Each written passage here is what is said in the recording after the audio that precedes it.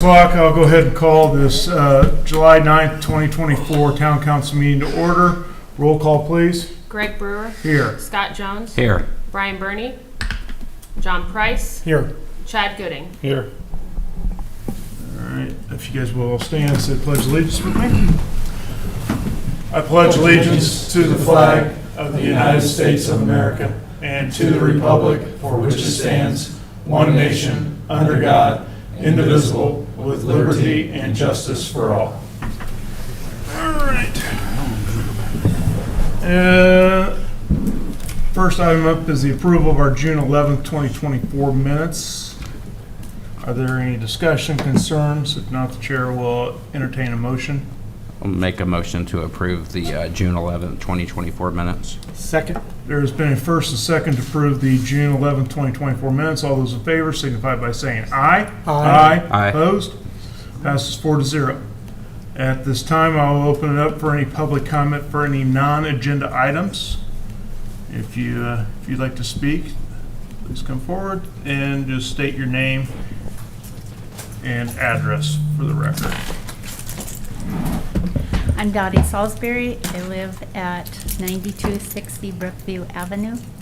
We're still concerned about the sound from Daniel's Vineyard. It continues, and the pounding is loud.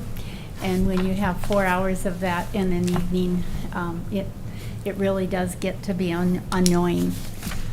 So we're just wondering what has been done. Has anything been done, or something being done? Has Dries been approached about their part in not telling people before purchasing a home in that subdivision?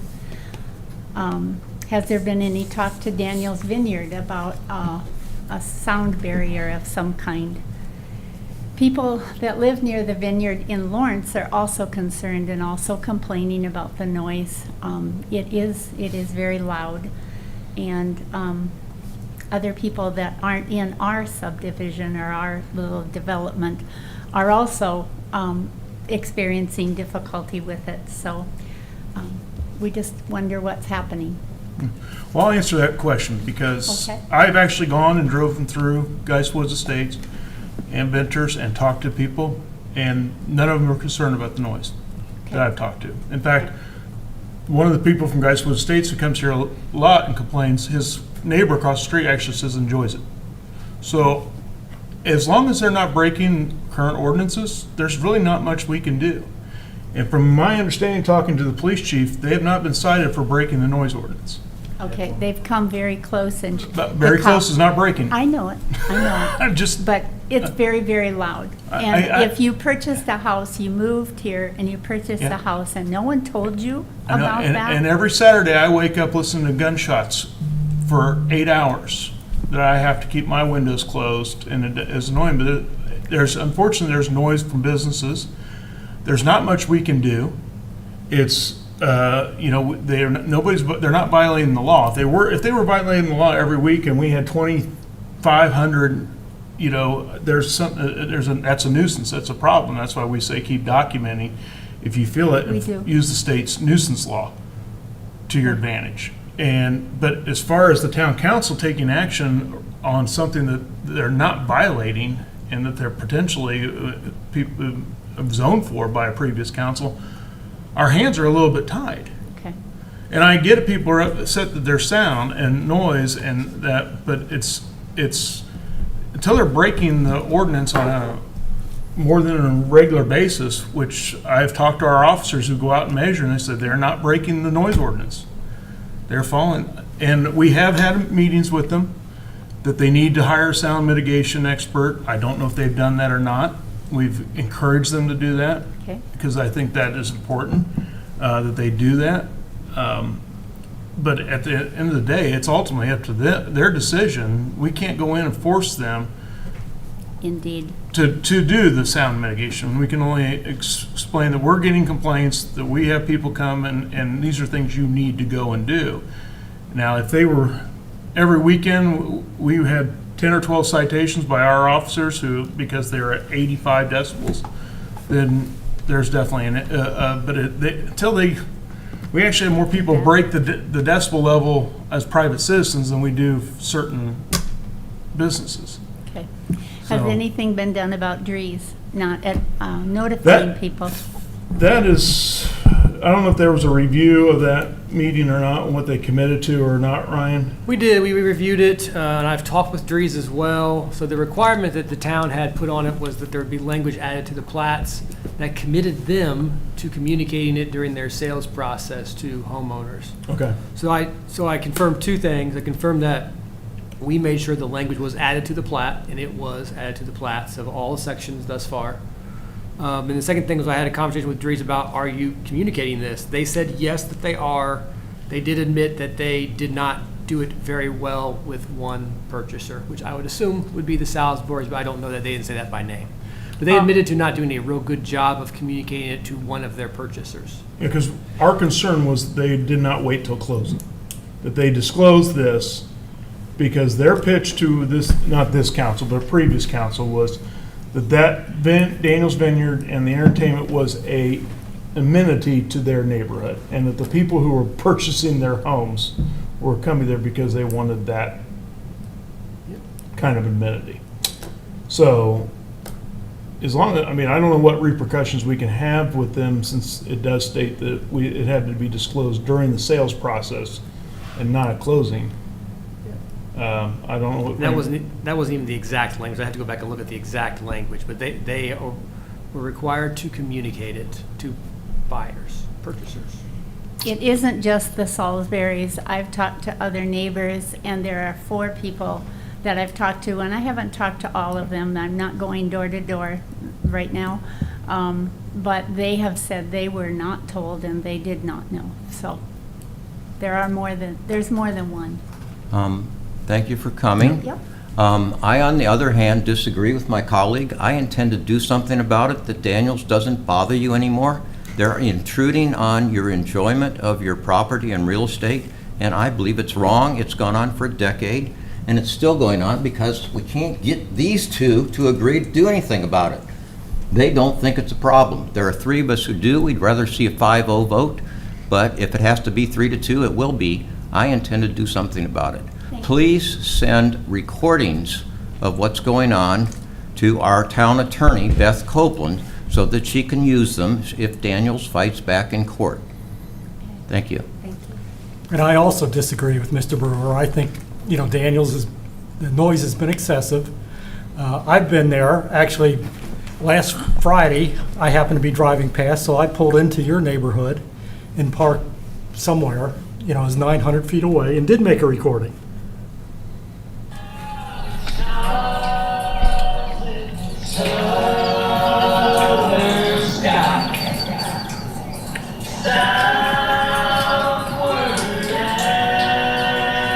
Was it 165 decibels? Well, when I measured, it was 80 decibels on my phone, but I don't have the sophisticated equipment that the chief has.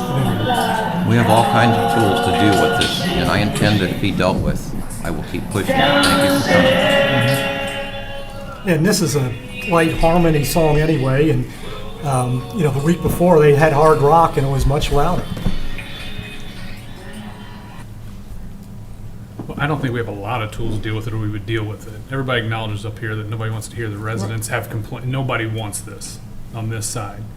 There is not a lot of tools to deal with it, or be very easily dealt with.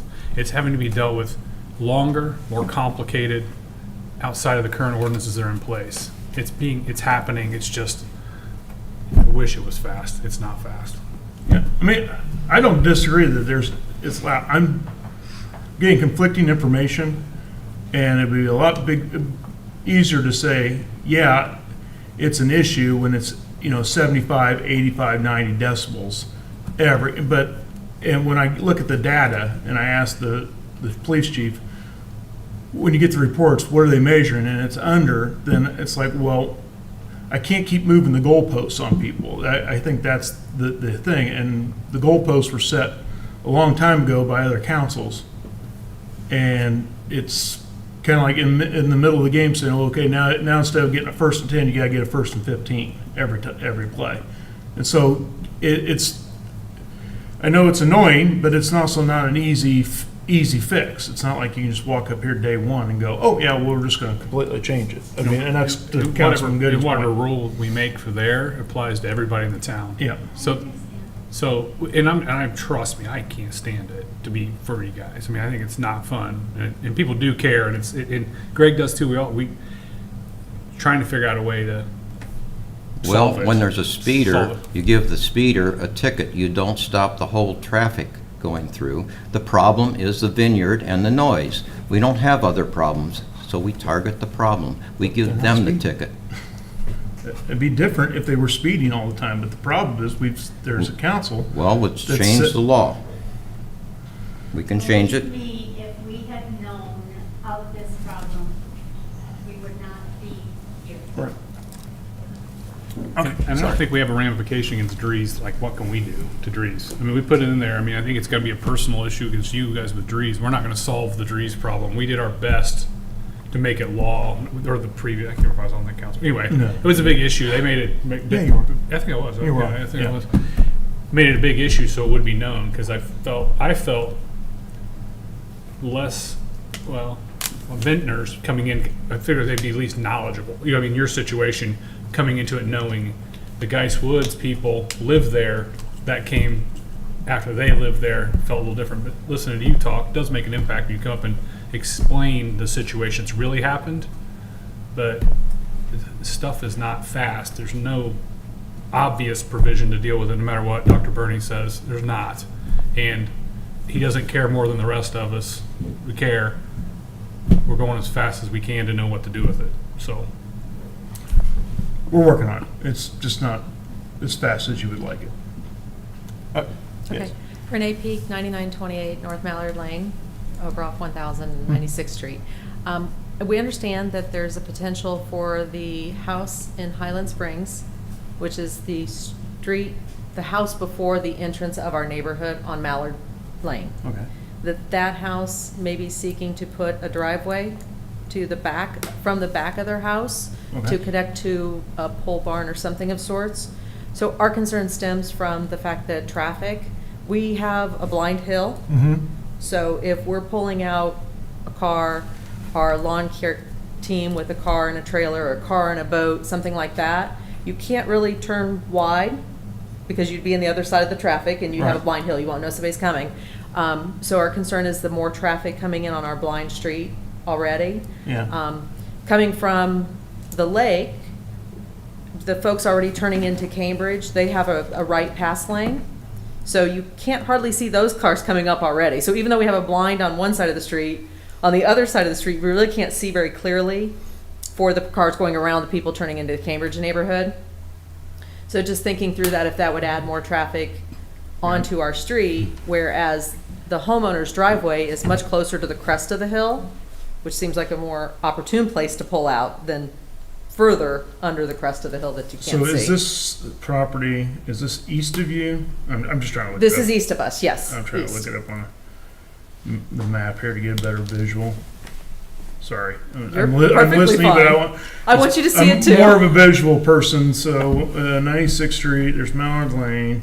Right here on the Yep. screen. It's Oh, on here the we go. screen. There you Thank go. you. Perfect. So to this house. So you see, yeah, this house, so this street, we're at the lowest part of the crest of the hill. The crest of the hill is about right here. Yeah. So when you turn out, so if you did have, I'll use my lawn care example, he has this big trailer he's pulling. So when he pulls out to go this way, he's already having to be really tight at this corner to even keep his construction trailer equipment in this lane. Well, you can't really pull wide because you don't see the people coming over this way. So if this is, as I understand, this may be a big barn with access from our street put in there. So then that would have all his barn traffic coming out on a blind street versus his own driveway, which is much closer to the crest of the hill. The other part of where, and I don't know how much it'll deal with it, is right here. They have a turn lane. They have when they're turning left, there's Yeah. a right bypass. So this right bypass, you can't see these folks coming from here because it's just, they're kind of hidden by the trees. So this is to the west of us and this is to the east of us. So you really can't see in this turn lane these folks as they come up through here. So it even adds to what's going on our street. There's a lot of, obviously a lot of construction, a lot of traffic, a lot of the new homes move out that way. So just, we wanted to voice our concern about, like I mentioned, if this potentially is gonna have a driveway going into our street, I don't know how it improves his visibility when our street doesn't have visibility. We have the blind hill. So you're more concerned of him using Mauer Lane to turn onto 96th Street? To turn onto 96th Street. Versus going right out of his... Versus going out of his driveway, because he has a rather large driveway that comes here, it goes past his house, he has a side load garage, so his garage parking lot comes to here.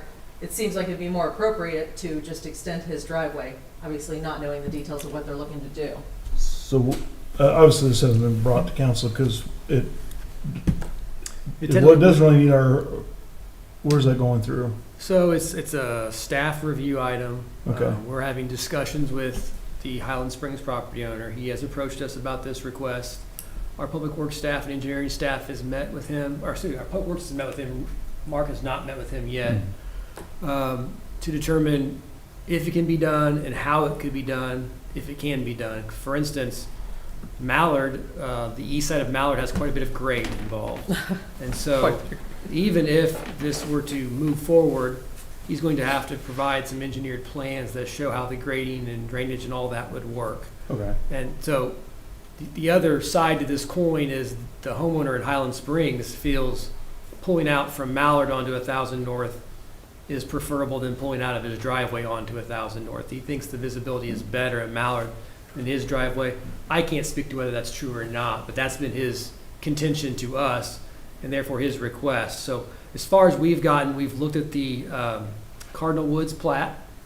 We see no restrictions on that right of way, which means that it's a public street with no restrictions, and if someone wants to put a driveway out onto that road, they can, if Mark is comfortable with the location and the design of that driveway. So basically, as long as we meet engineering standards, our hands are tied. I mean, is it a barn, just a storage barn for him? It's not like a is it a business barn or is it? He has told us it is for his own personal use. We asked that question, same concern. And so he's said it's for his, I think he has a boat maybe that he wants to put in there. I would ask that you re-ask that question. I understand he's just opened up an LLC for a boat repair business.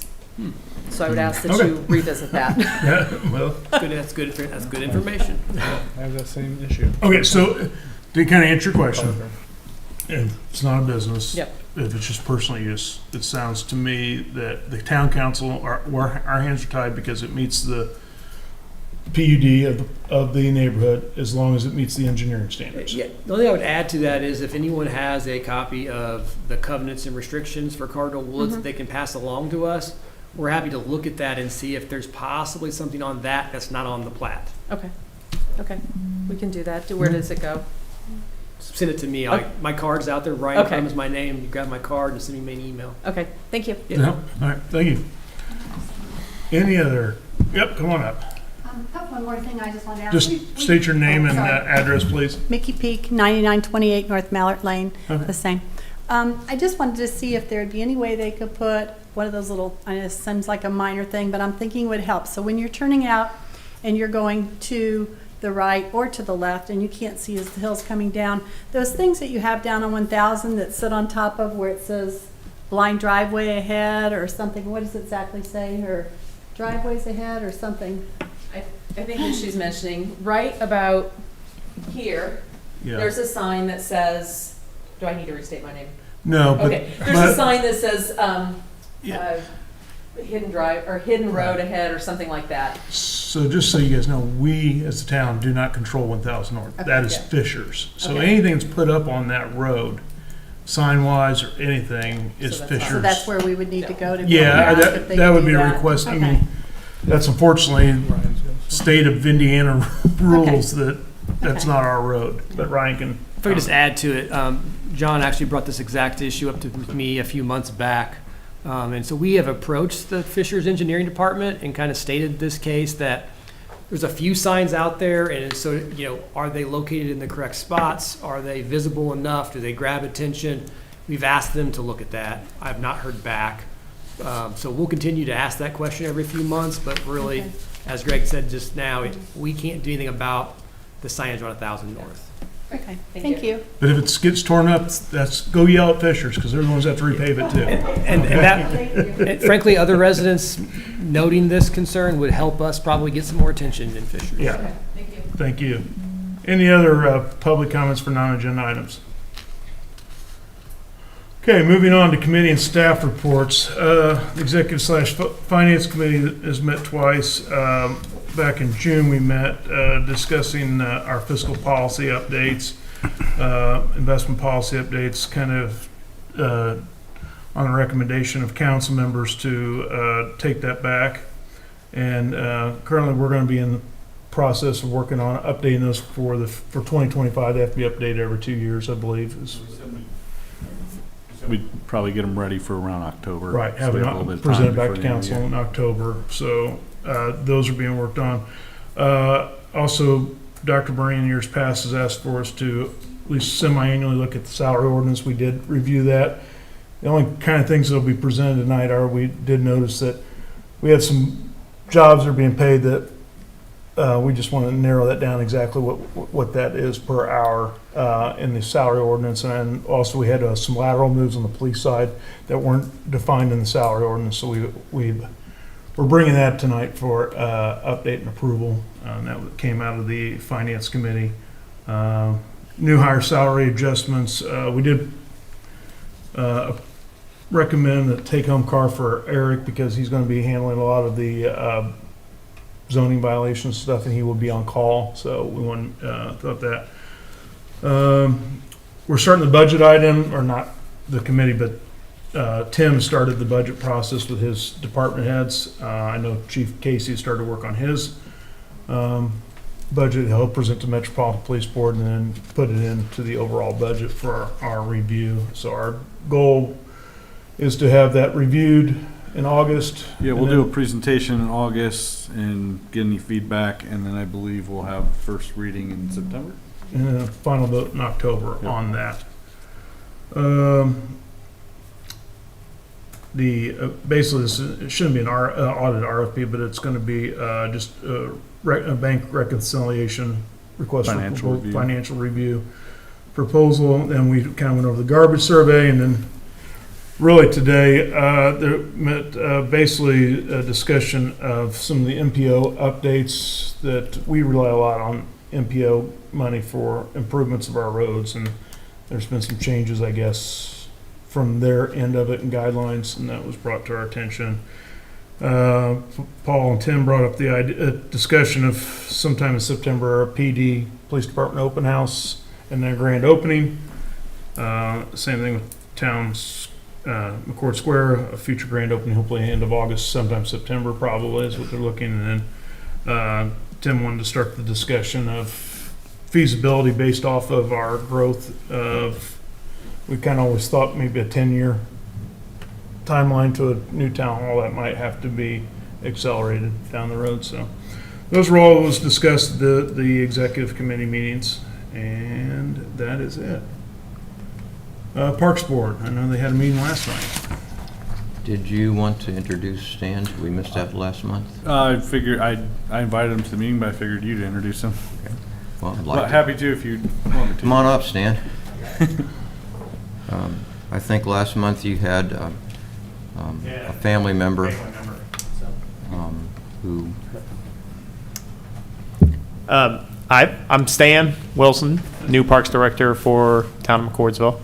I was at Martinsville previously before that, and Danville before that, and University of Pennsylvania before that. So, but really happy to be here.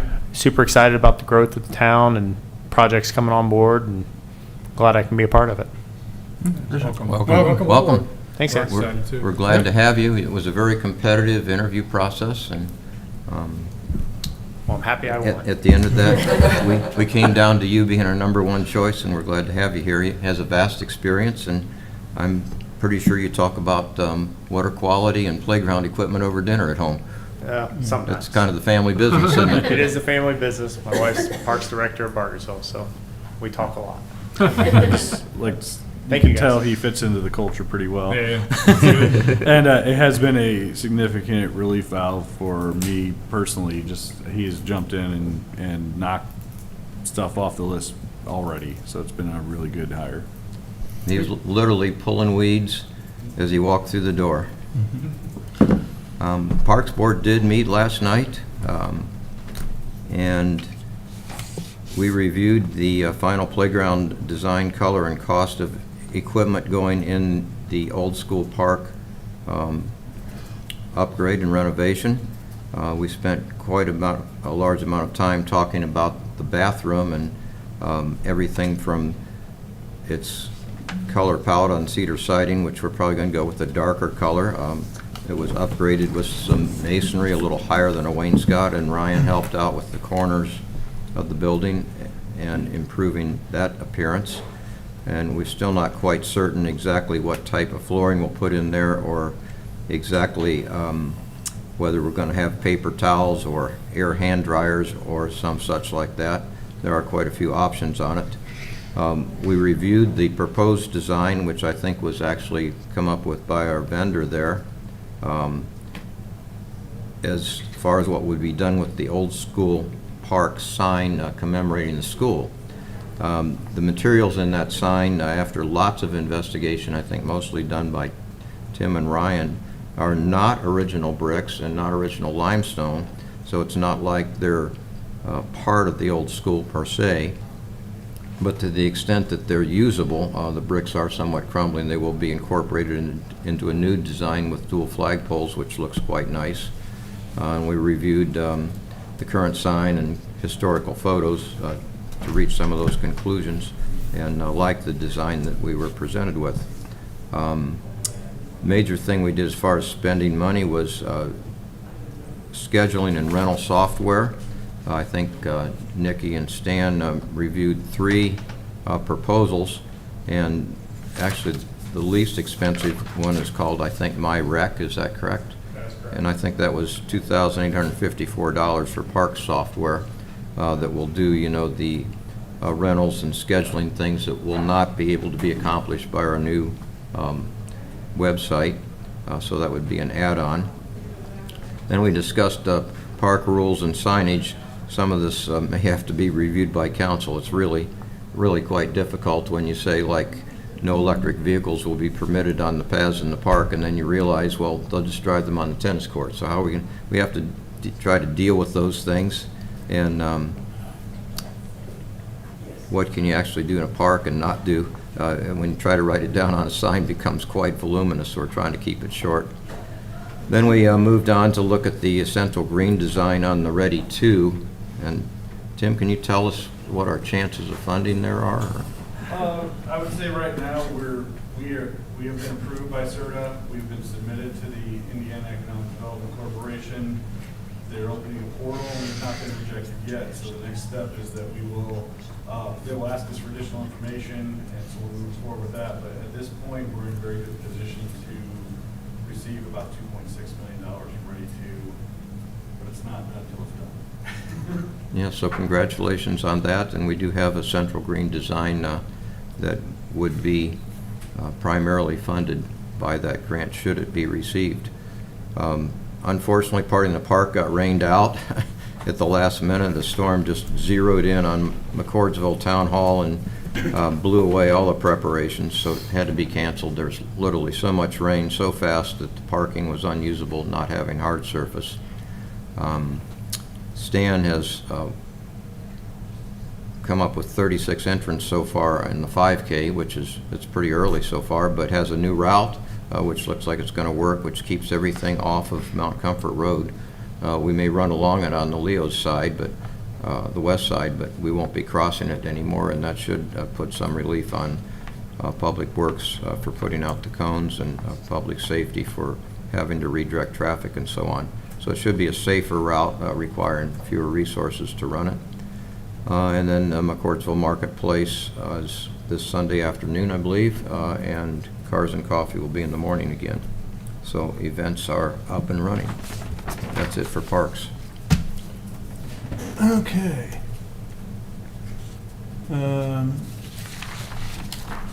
Redevelopment Commission, we did not meet. We did not meet this month. Vernon Township Fire Committee, we have usually meet the night before, but unfortunately we're having a joint meeting next Wednesday.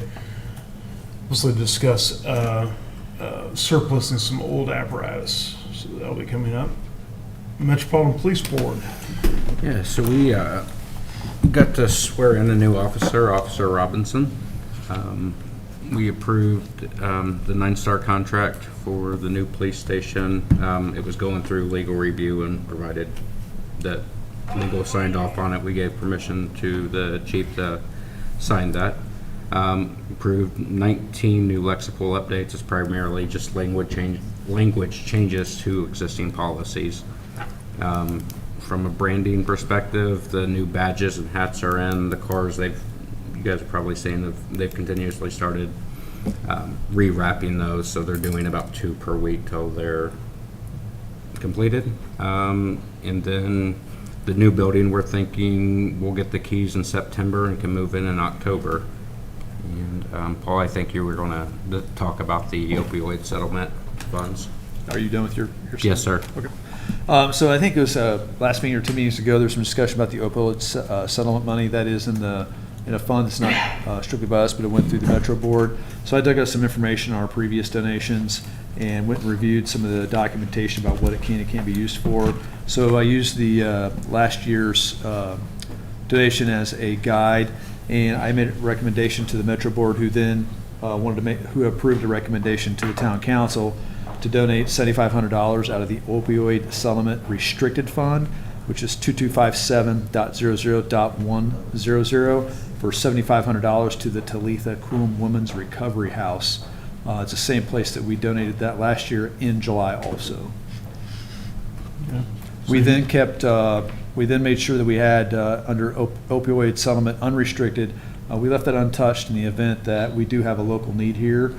We do have some money available for either classes and or purchase of things we would need in that categories. Okay.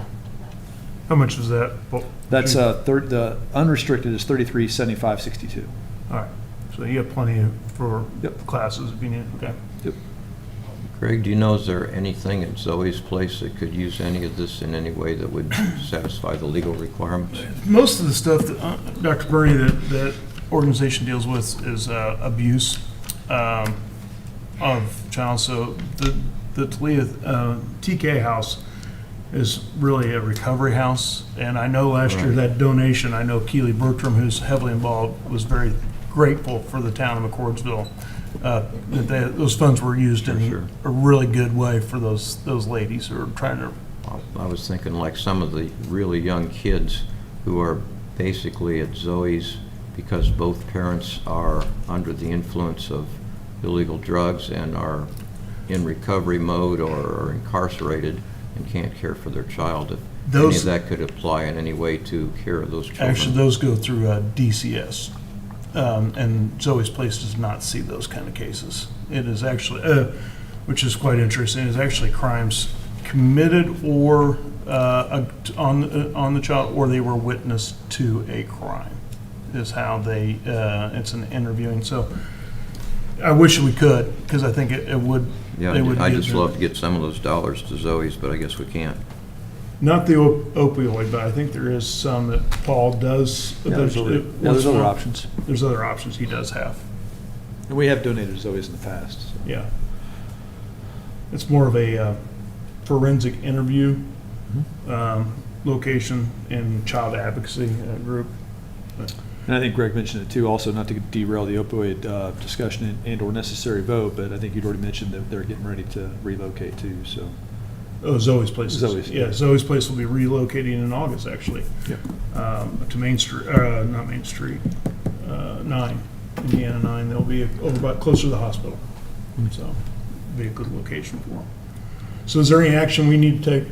I would think you need to vote on that. All right, so is there a motion to to take the chief's recommendation of donate and the Metropolitan Police Board's recommendation of donating $7,500, the opioid settlement, to the TK house, Women's Recovery House? So moved. Second. Number first and second, all those in favor signify by saying aye. Aye. Opposed? Passes 5-0. I know they'll be really appreciative, Chief. Thank you. Yep, thanks. Public Works Commission. We did not meet this month. All right. Architectural Review Committee. Architectural Review met on Tuesday, June 18th. Okay. Had a request from Davis Homes to switch approved models and elevations for lots 11 and 12 of Enclave.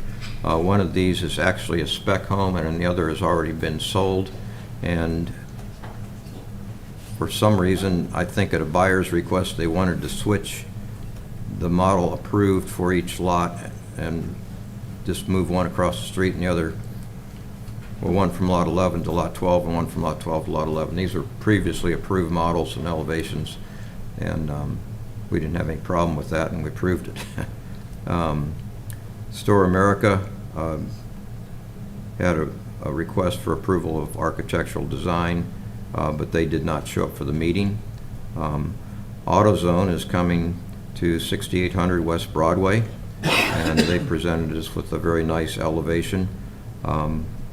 We slightly modified the bump out on the center of the building to maybe a little bit more than they would like, but we originally thought it should be greater than what they had, and we wound up settling for in the middle at an 18-inch bump out in the middle.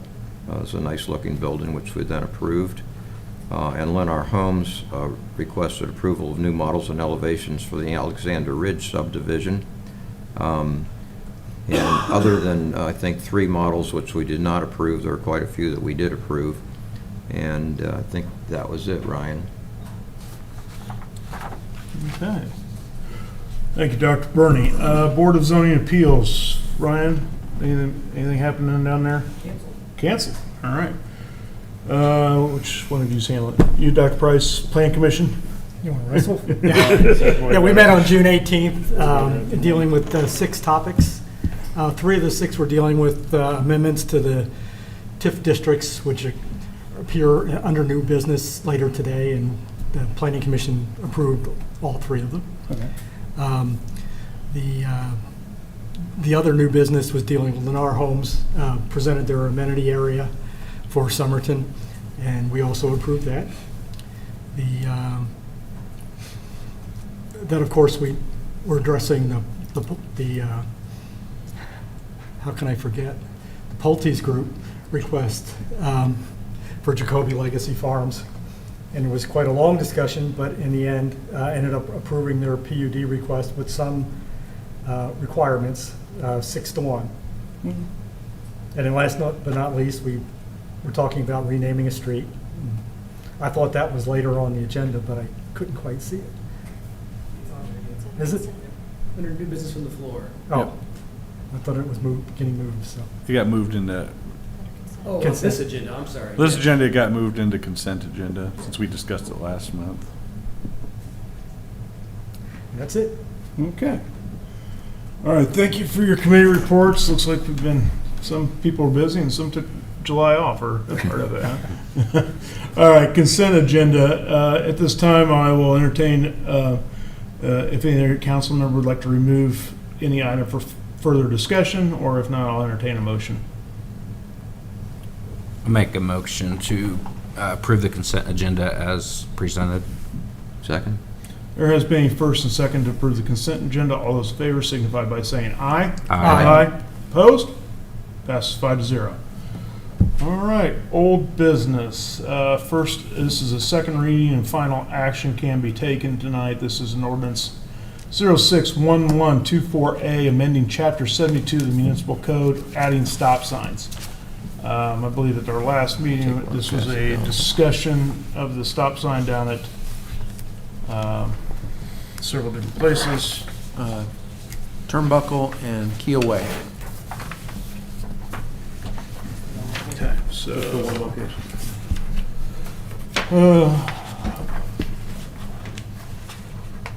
Any discussion on this current stop sign location?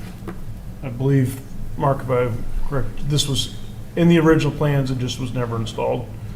Well, it wasn't part of the original Bay Creek East plans, but it should have been added when McCord Point Section 5 was constructed. We should have looked kind of past what the extra influence of the traffic from that section. So it was a kind of an omission from staff on that. So this did go through Public Works, and it came last month. So unless anybody wants to rehash anything, nothing has changed from the. No. I'll make a motion to approve ordinance 061124A. Discussion? I'll second. All right. There's been a first, second, but the chair will recognize the discussion. Yes, Dr. Bernie? You have a point? I had gone away from the last meeting on the first reading with the impression that the stop sign was being installed for speed control. Is that incorrect? No, it is. It's not just for speed control, but that's the primary reason for it. It's turnbuckle is a very long stretch of road, and there should be a stop along that stretch. There's there we go. There's an intersection of Keel Way where it comes down, and that's just a very logical point that should have a stop sign. And if you see that there's a stub, it's hard to see on that, but there's a division between Bay Creek East and McCord Point right there, and so it was a kind of an omission. Looking at it when it was just Bay Creek, didn't seem like there was any necessity because there wasn't much traffic on it, but now you're seeing traffic from McCord Point drive through Bay Creek East, and it was kind of glaring that, yeah, that was missed. Chief Casey, I think I sent you an article about cameras for speed control as opposed to other methods of doing it. I don't know if you had a chance to review that or not. I have not, but I do know that in Indiana, that they just recently passed the ability to actually have speed cameras in Indiana. There's only just 2 of them. That's not something that you currently do in Indiana. We do the clock, obviously. But I think the legislature has passed. I'm not an expert on this topic, but I believe the legislature just this past time passed it so we could have speed cameras that did enforcement violations, and there's only 2 of them allowed at any given time. So we can have those out there to like put a warning out to people. We can't, like we do at the school, but to actually have something that would write a citation or deliver somebody something, we can't do that here. Yeah, I had passed out an article from the Wall Street that showed cameras are extremely effective in controlling speed, whereas they don't actually require somebody to stop their journey. But I'm not real strong on it either way. I'm not super knowledgeable on it since we don't have any here, but my understanding is anyways, it was just recently allowed in Indiana, and we just have like construction zone type stuff that they just allowed. So I don't know that I don't know of any community that has them in Hancock County. I know we have trailers and things that show speeds, but not one that actually writes people tickets as they pass. Yeah, I'm not advocating necessarily for speeding. I'm advocating for, keeping it moving in a safe fashion and avoiding unnecessary stops if we don't have to impede the public's transit of our roads. I would reiterate with Mark, having sit on TAC committee for a while, that normally this is something that would be brought up, and that these T intersections and these long stretches are definitely something that I usually am the forefront in, and I usually talk about these long stretches. And I think in some of the newer subdivisions, we've actually tried to come up with different options to what are we calling these? Traffic calming devices. Traffic calming devices, either by bump outs, or we've talked about tabletops. We've talked about all different kinds of things. So I'm definitely in favor of having, I guess what Mark would call an opposing intersection, right? I don't want to use the wrong language here. With this stretch of road, I think that having that there is definitely an advantage to both communities. And I think it's just an example of where one community got built, another community got built after the fact, and we went through a TAC review. All we seen was this picture. We didn't really take into consideration this community over here that was already existing. We just got this picture, this section. So we saw that as a stub street, or at least I would have seen it that way. I wouldn't have thought about Bay Creek being there in a TAC review. Mr. President, we published public notice for second reading, but we forgot to put on the agenda public hearing, so you need to have a public hearing on this one because it is second and it was published. All your questions? Yeah, I Yes, sir. just Okay. wanted to bring that up. At this time, I'll open up to a public hearing for anybody that wants to talk about the stop sign. Okay, I'm going to close the public hearing. There's been a first and second motion. All those in favor of approving ordinance number 061124A as presented, signify by saying aye. Aye. Opposed? Nay? Roll call, please. Greg Brewer. Yay. Brian Burney. Nay? Scott Jones. Yay. Chad Gooding. Yay. John Price. Yay. Okay, passes. All right, next order of business is public hearing on ordinance number 061124, amending the Public Works Commission and approving the DPW appointment for 2024. This is a second reading and a actual item. So I'll go ahead and open the public hearing first. Anybody want to talk about the... We're closing the public hearing. All right, discussion. Anybody have any concerns? I'll entertain a motion. Make a motion that we approve ordinance 061124. Second. All right, there's been a first and second to approve ordinance number 061124, amending the Public Works Commission and approving the DPW appointment. Mr. President, we had combined with the approval of the DPW appointment. You can do that separately in a separate motion. We just put them on the same line item, or you can do it all in This one. is the ordinance, and we'll do the appointment second. So this is approving the ordinance. All those in favor signify by saying aye. Aye. Opposed? Passes 5-0. All right, so the recommendation for the appointment by the town council is for Nick Brown from DPW to serve on the committee with Scott Jones. If there's any questions or discussion or concerns, or I'll entertain a motion to accept that appointment. I so move. Second. There's been a first and second to appoint Nick Brown to the Public Works Commission. All those in favor signify by saying aye. Aye. Opposed? Passes 5-0. All right. Okay, so after going back and looking, one of these resolutions has never been tabled, so it has just been referred to the Executive Finance Committee for review and updates. Yeah, And we have moved another it. one that's. If you refresh, we changed the agenda for you.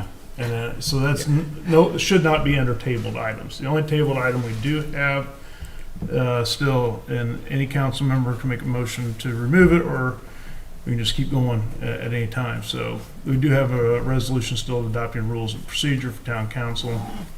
This is still on old business now. Oh, sorry. It's supposed to be. Yeah. So- it's on so- old business. And that's the only table. So the only one that we can still take action on is the resolution 061124A, request for fiscal information.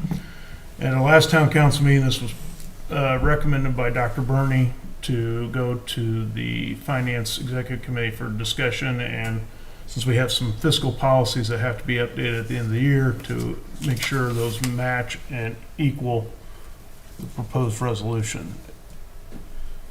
So at this time, that can still stay where it's at, or we can take a vote, or we can table it. Well, I'm uncertain exactly which we're dealing with, but this is just a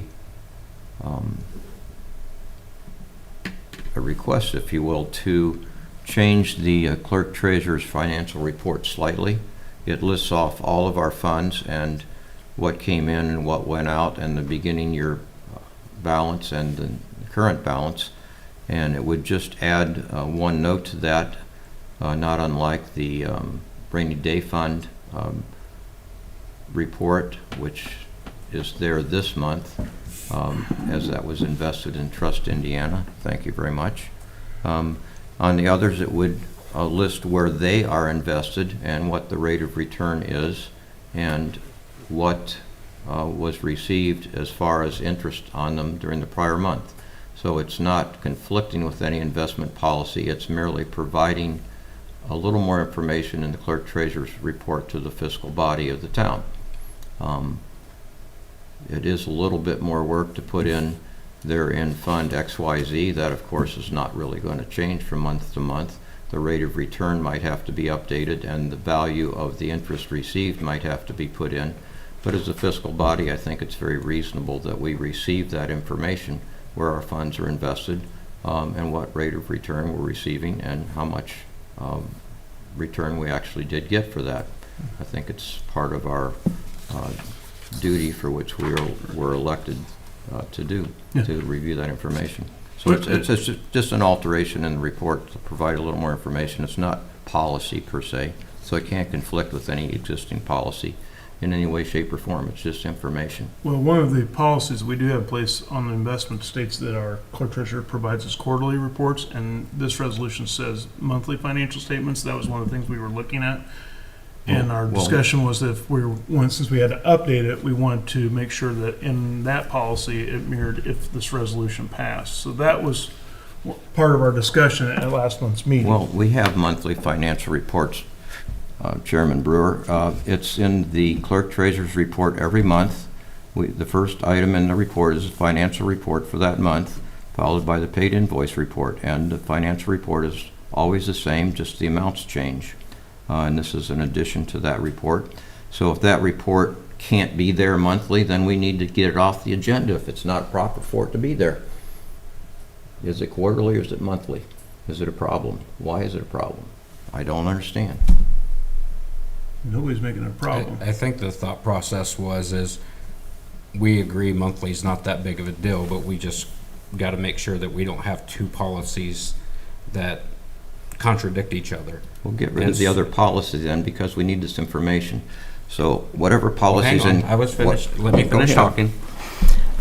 So we're in the process of that. Last meeting, you recommended to send it back to the Finance Committee.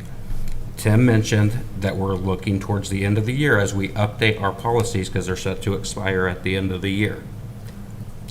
So Okay. we took your recommendation, and that's No, what we're sir, doing. it was your recommendation. You made it to me, and I gave you a month. And now I'm being told October. It has gone on too long. We need to see this information now. We're not getting the information. We have that video. Dr. Bernie, we're going to play a video from our last meeting, please. This was done before the meeting in the parking lot. He asked me to pull it, and I gave him a month. He said, we need a month to look at it because it conflicts with other policies.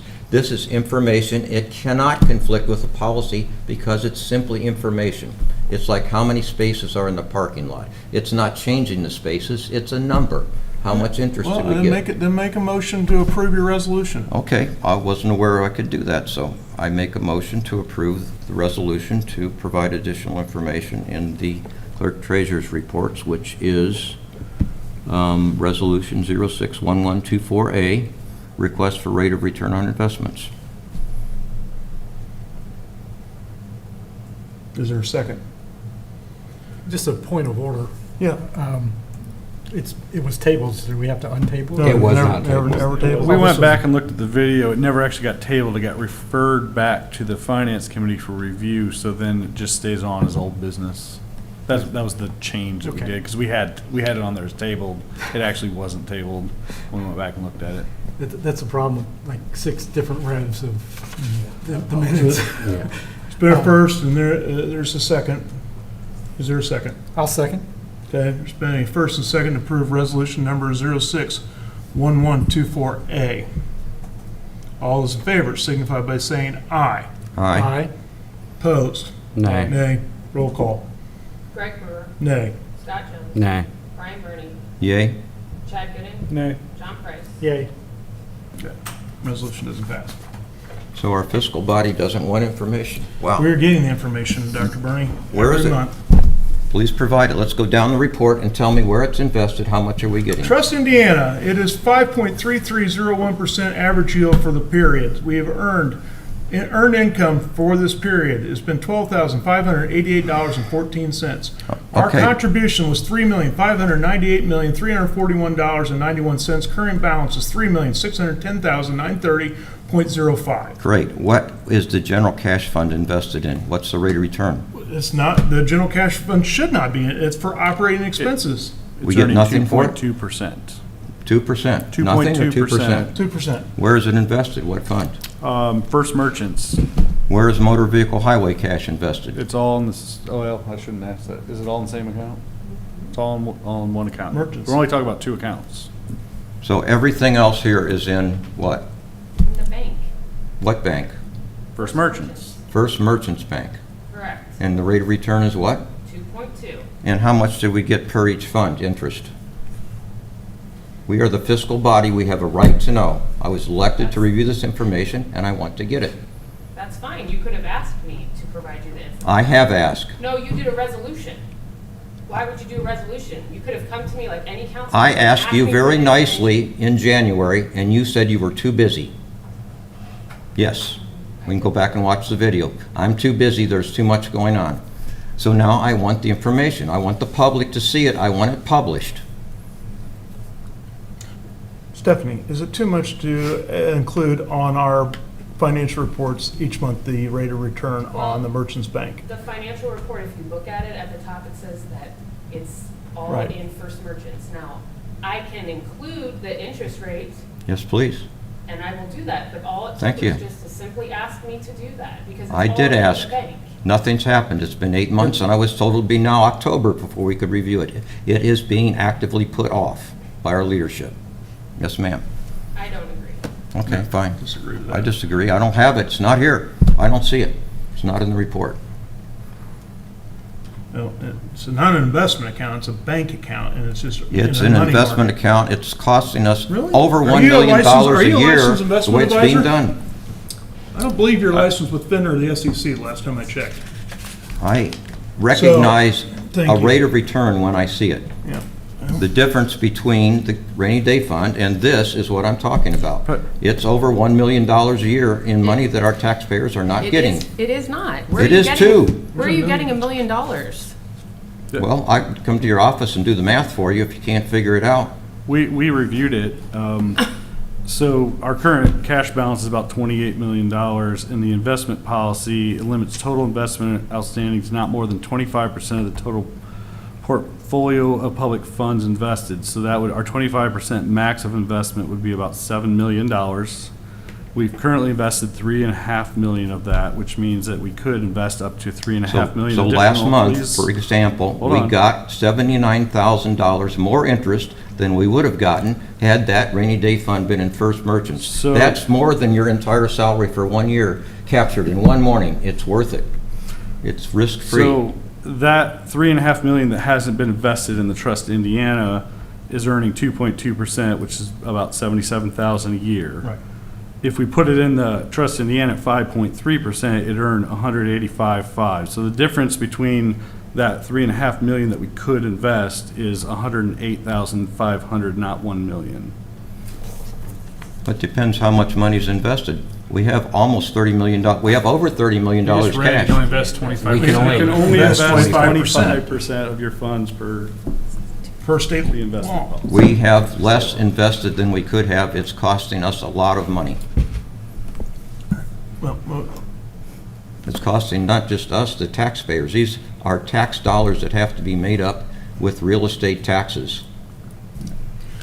all right, Dr. Price, I think your resolution 061124 was, is this something you want to continue to be tabled, or you want ready to make a motion on table it?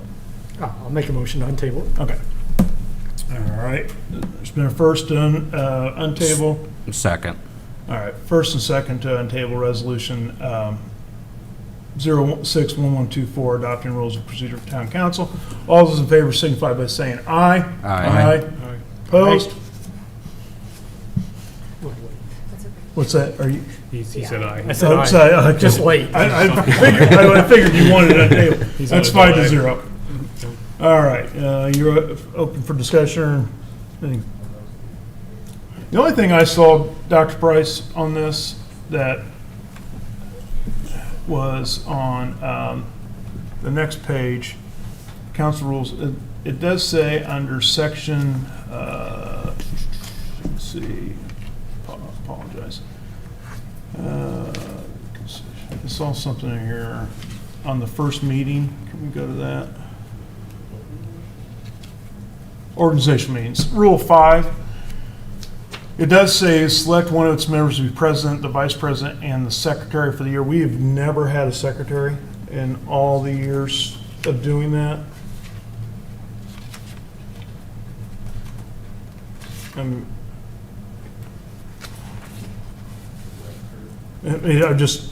We've always just voted on a president and vice president, so. Are we okay? Is there anybody who's concerned of removing that? No. Okay, just one. No, that's the only thing I saw. And item 27, I just had a question. Sure. Is that Rule 27? Yep. Okay. For any ordinance passed on one reading, council must first vote unanimously to suspend Rule 24. The presiding officer shall ensure that public knows for I the was just wondering ordinance. what 24 was. 24 is the. Doesn't seem to be connected. I'm sorry, are we looking at, I was typing in to delete secretary. We're We're in looking Rule at 20. 27. And it refers back to Yeah. suspending Rule 24. Yeah, which is dissent. So I think it's citing the wrong Yeah. rule. Agreed. But I couldn't figure out which rule it should have been. I agree with that.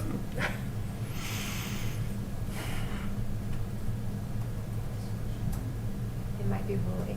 I would need to read it just to ensure that I'm correct, but Rule 18 that addresses motions. Because normally you have maybe it's ordinances. Well, we got two changes here, and we've already voted to approve it, right? You No, voted to- we you just to voted on table, untable it. Are we allowed to table it again? Oh, yeah, you can put it back table while things are being worked on if you don't want to take action, or. Yeah, you don't have to vote to table it. You just I put it can on. make changes and you just Okay. not vote tonight, and I Okay. can put it before you again next month if you would just like to continue your vote. Yeah, we'll continue the vote. How's that? Okay. And if there are any other things that you guys have seen, I would encourage all of you to please contact me before the meeting so I can do stuff like this. One more in standing committees, Rule 21. We just, per ordinance, established the Public Works Commission, and so it's not a standing committee anymore. It's a true commission. Okay.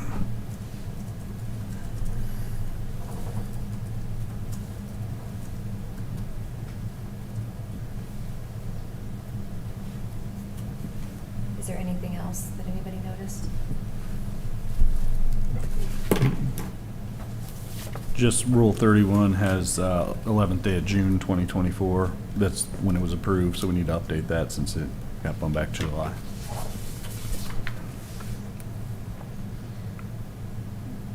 Okay, so we'll see this again in front of us next month with the, and then in the meantime, if you catch anything else, please email Beth or Tim. All right, new business. This is a first reading only, amending the 2024 salary ordinance. Tim, you want to cover this? Sure. Oh, sorry. As was mentioned, this was a cleanup of ordinance, so we've hired several people, and at the time in the salary ordinance, we had more of a range. So now that we've hired them if we got audited, they want to know the exact salary that they're hired into. So we've highlighted what those are, and those are the exact numbers now. We also, as I believe discussed last month, correct me if I'm wrong, changing the associate planner to an assistant director of planning and setting a base salary for that as well. As we've had no luck getting an associate planner, we're going to try to find someone with a little higher level, and hopefully can find a bigger talent pool there. Beyond the salaries of the people that have been hired, we did also change the parks director at the time. We had a percentage of his coming out of Park Cume Fund, which really wasn't probably the most appropriate way to do that. So we changed his coming 100% out of general fund. It was 75-25, so not a huge change, especially since he was hired about a quarter into the into the year. Beyond that, we added the policy for police officer lateral entry program. We did not have one prior, and we have a lateral hire coming in, so we needed to get a lateral hire policy in place, and so that is included now. And we had a issue with new hires, our new PTO policy. with our new hires being an accrual basis, we're running into some issues with vacations that were already planned or emergencies that came up when they didn't have any PTO because they hadn't accrued it yet. So we tweaked the PTO balance to allow them to borrow up to 40 hours into the negative with the caveat they have to sign an agreement that it'll stay negative till it goes back positive, and then if they happen to quit or get terminated in that time, it will be deducted from their paycheck or recouped on that first 40 hours. So we think that gives a little more flexibility because sometimes when you change jobs, things pop up or need cleaned up from your previous position. So it gives us just a little flexibility. And I believe, Stephanie, that was it? Yep. Happy to answer any question.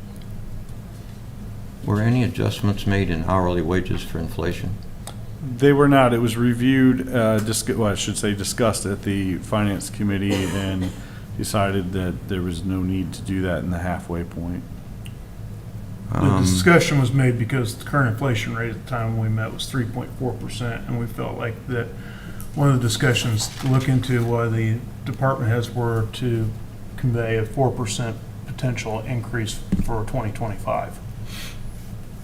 And that's kind of based off also our growth appeal that we've been getting from the state. So we figured that was matching better than the current inflation rate.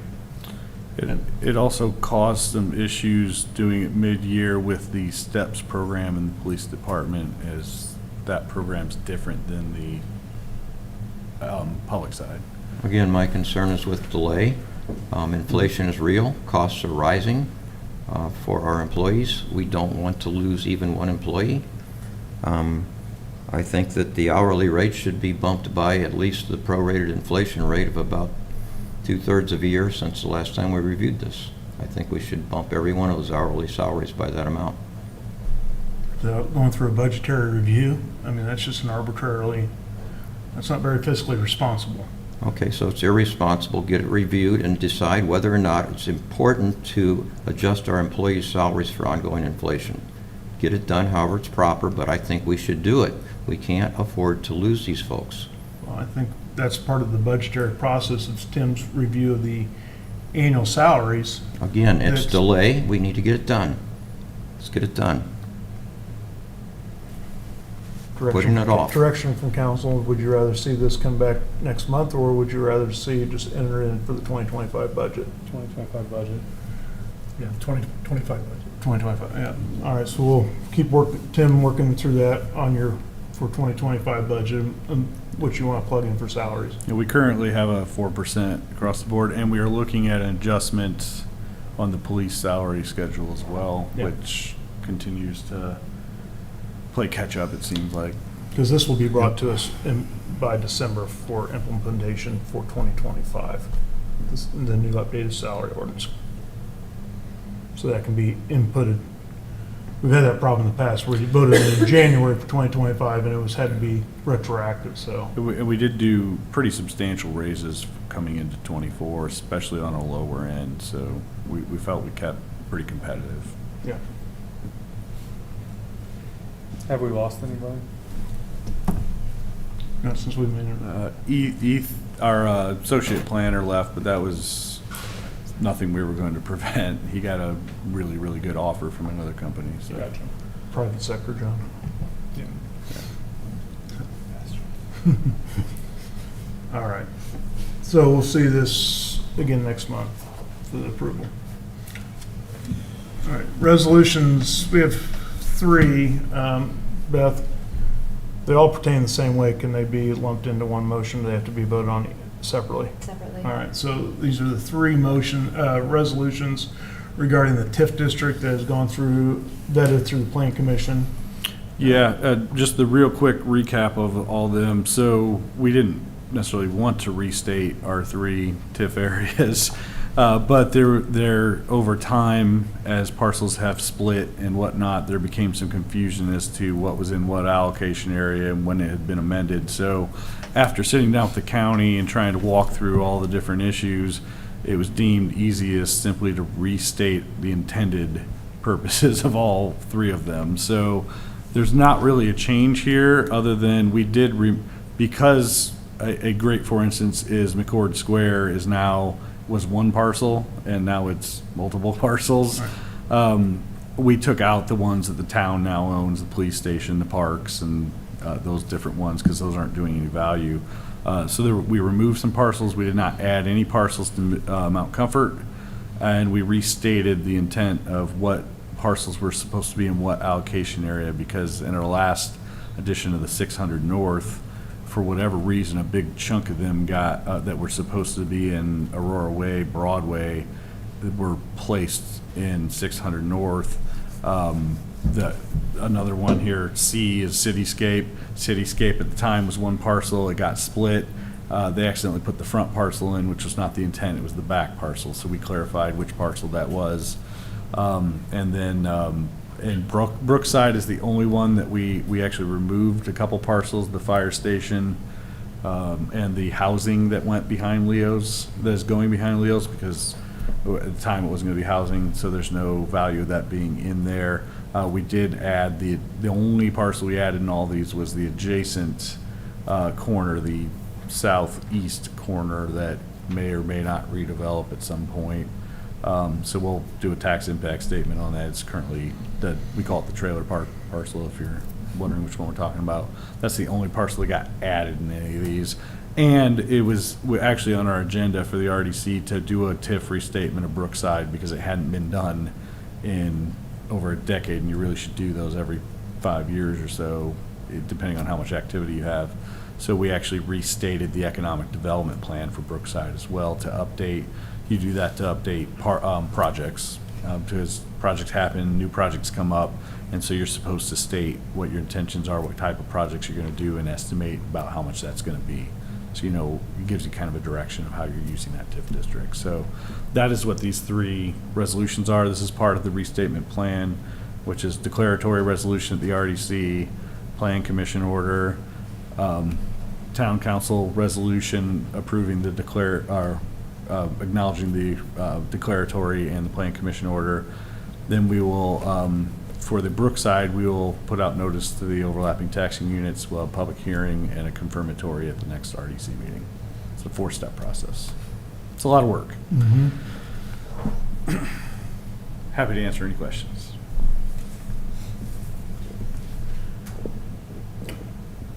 No questions, then the chair will entertain a motion to approve Resolution 070924 or deny.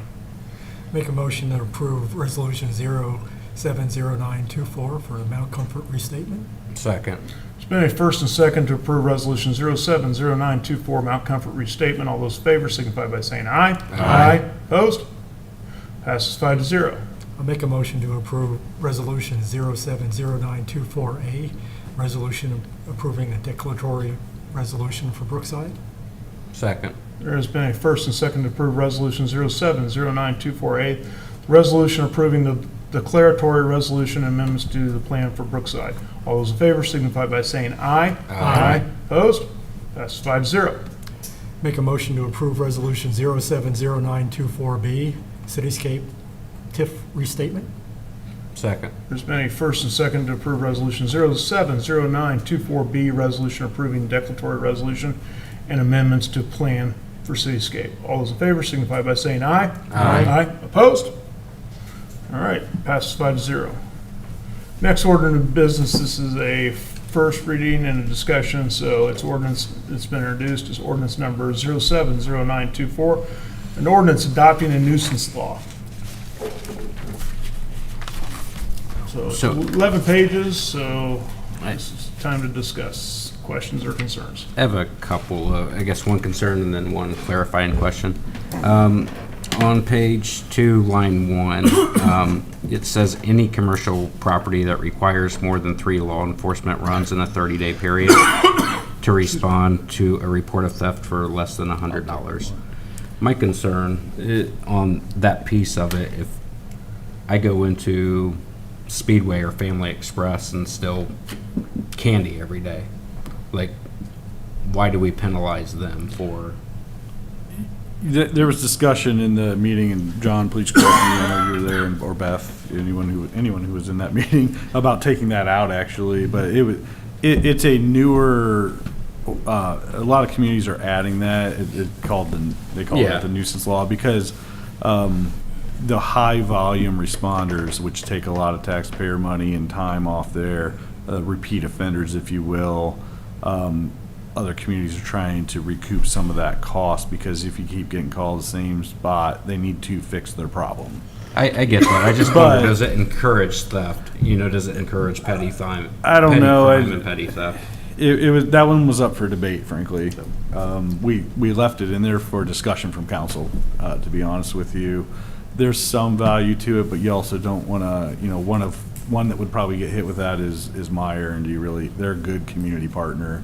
Do you really want to penalize them because we have to go there so often? It might be Because they true. actually do prosecute shoplifters at a certain level. Yeah, that might be 3 a week, right, or 3 a Could day. be, yeah. Yeah. So it was more left in there for discussion. Chief Casey, do we have properties like that?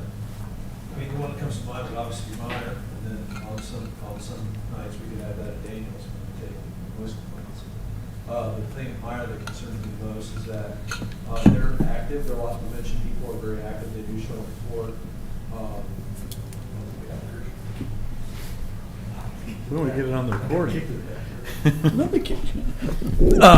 So the concern me about Meyer is that when you have active participants and their concerns, we like that because we don't always have active participants when people have concerns.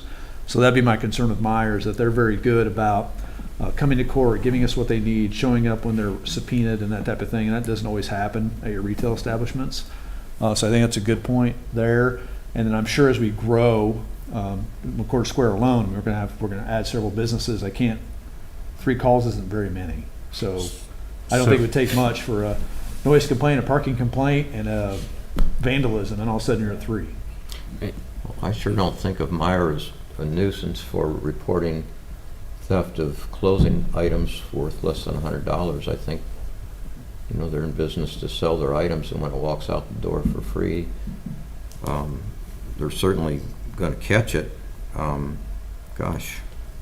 I think Scott's that probably this was right. put in there. I think I seen Fisher's when they put it in for specific retail, that it kind of gotten busy. I just don't know if we're, I don't know what the basis on, because we've not had it before, but I wonder if we're maybe undersized at the moment for this until we get larger and more traffic. I'm not saying that it won't ever be needed. I just don't know if we have the call volume right now that it's putting other calls at risk of not being answered because we're doing these lower level calls. I mean, it is one that says it requires more than 3 law enforcement officers, right? So No, it's 3 runs. 3 runs. More than So 3 law enforcement runs. Okay. So if I went to Speedway and stole a pack of M&Ms every day, the 4th time that they called, they would then be fined for doing so. And then I don't think you want to discourage people from calling for criminal activities, right? It's more to make sure that we're not their security office, that they Right. have their own policies in place, but this absolutely can be tweaked, or I kind of agree with Paul, we're probably a little small for it right now.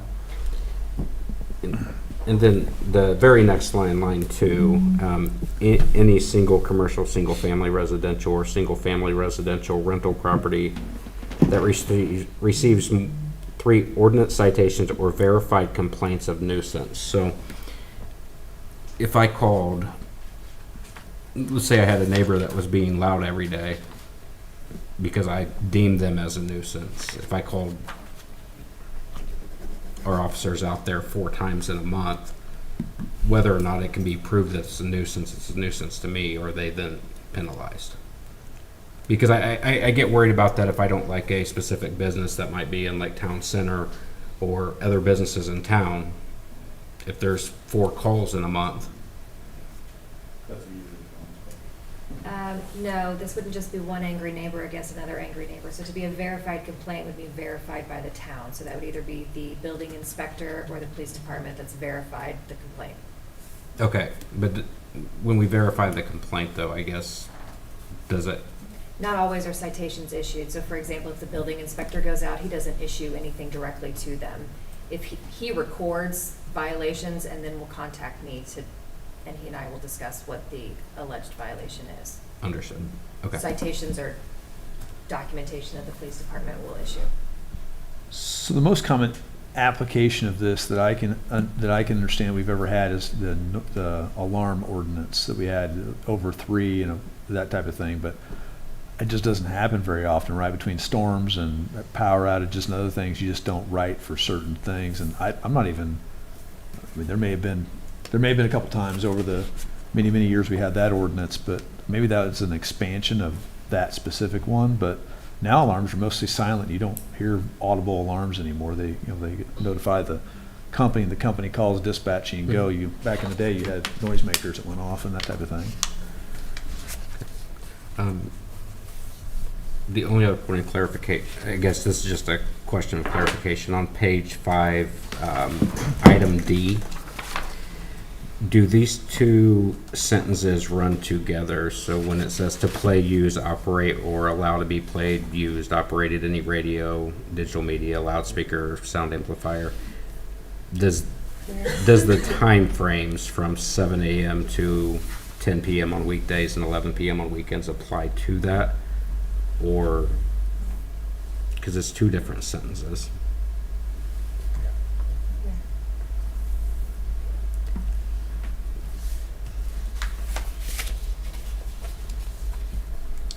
Yeah, I had a similar comment. It almost like the last long sentence should have been a separate bullet point. Because I don't think the intent is just to limit Oh, you mean? for overnight. Well, I mean, where the period is? Yeah. yeah, Your so sentence? my question would be, if I'm playing, Town Center has a concert going on at 6:30 at night, is it applicable here based on the timeframes that are listed in the second sentence or not?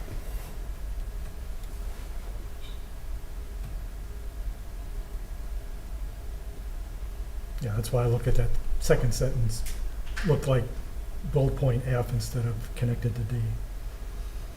Because I don't, essentially that last sentence is dealing with overnight noise, right? That's the intent. It means after 10, before 7, right? Yeah. Not, It should have been a separate not bullet point. after 7 and before 10. But, Easy fix, I think. Easy fix? Yeah, well, yeah. so if we fix that, would I be allowed to say, or would the town be allowed to like host a concert at Town Center at 7 o'clock at night? As long as it's Like we're a quiet by 10. loudspeaker. Okay, so I got a real weird question. What is considered a weekday and what's considered a weekend? Is weekend Saturday and Sunday, or is it Friday, Saturday? How about on Thanksgiving, Thursday, Friday, Saturday, Sunday? Because my point here is, on a weekday, it should be 10 p.m. to 7 a.m. I look at a weekday as Monday through Friday, right? Yeah, you could argue you could go to 11 on a Friday night. Well, my point is, I don't think you want to go to 11 on Sunday night. So do Probably we not. need to specify in this, when the sound occurs between the hours of 10 p.m. and 7 a.m. on Sunday through Thursday, and then Monday, or Friday and Saturday? Yeah, that's what a lot of, Agreed. Yeah, that's what a lot of towns do, yeah. But I think like the way that it reads, and I might just be misinterpreting it, but based on the first sentence, if I play music at 7 o'clock at night, You're not in violation. is it? It's 10 It goes to 10 p.m. p.m. to 7 Okay. a.m. It's 7 a.m. It's intended to be an overnight quiet period. Okay. Right, your quiet So hours. don't mow your lawn at 6 a.m. Yeah, but doesn't quite say that. Yeah, it sounds like we need some tweaking to Yeah, it. we need some Right. rules. And that was just the clarification. Yeah, Yep. the No, that's the intent here. intent is for quiet hours, right? Yeah. Correct. And the quiet hours are, but I think weekday, somebody can say, wait a I think minute, you're Friday is a weekday. Yeah, Yep. we'll adjust that Okay. language and redraft that. That's exactly what we're looking for here, is feedback on what we need to adjust. Yep. I think maybe where it starts off with sound, maybe that should be letter E, like a separate bullet point. Yeah, I think Yep, we're in Beth's agreement. kind of doing real-time updates Yep. as we speak here, so I think that has been corrected. Well, I don't know if that's right or not, I'm just suggesting. Well, we'll make these corrections, and we'll probably meet again in a committee here, and then we'll circulate this yet again. And we're being a We're not little in a bit big hurry. inconsistent, I think, with, we talk about under noise nuisance described, any unreasonable or excessive noise to be caused or made. Where are you at, Dr. Burney? Well, hang on. One place it talks about interference with enjoyment of the property and so on, and another place it talks about, here it talks about ordinary use and enjoyment of the property. It phrases the same thing two different ways, and I think they should be consistent. I can't find the other place that refers to that, but they're somewhat different in saying the same thing. Oh, under nuisance, it says so as to essentially interfere with the comfortable enjoyment of life or property. Could you give us a page number, please? Yeah, that's on page 2, the definition of nuisance. It says comfortable enjoyment of life or property, and here we say ordinary use and enjoyment of property in the vicinity, uncomfortable or impossible. Is it both, or is it one, or is it the other, and they're different?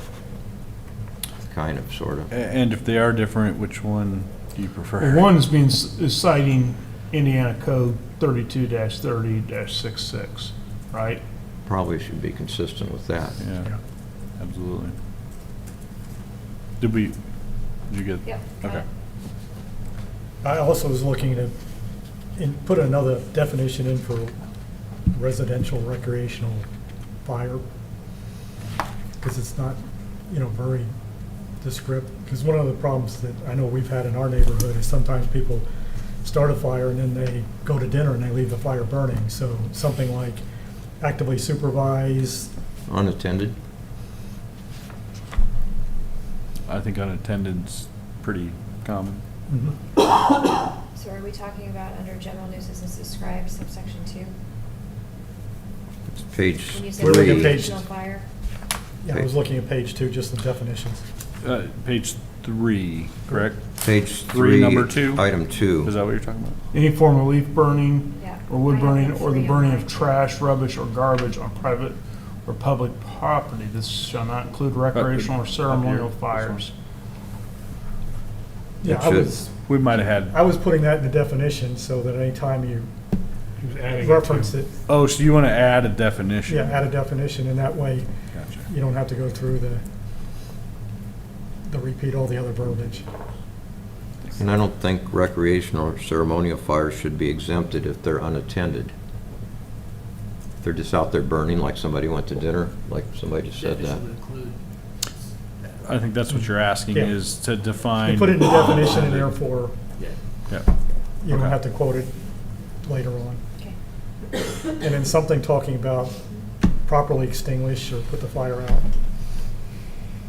Okay. I visit California a lot, and they, it's amazing how they police it, because if it goes amok, thousands of acres burn, like it's going on right now. What's going on right now, exactly. Okay. And we should probably also add to the list on accumulations of stagnant water, any standing water that serves as a reservoir for breeding of mosquitoes or other such insects. Like that kind of goes with the health code, and health department has a person that actually kind of goes around and tries to rid the community of standing water where the mosquitoes bearing Zika. Is this breed. add-on to one of the numbered items? Yeah, or- number 19. Number 19, thank you. Accumulations of stagnant water or any standing water that is breeding or serving as a reservoir for reproduction of mosquitoes.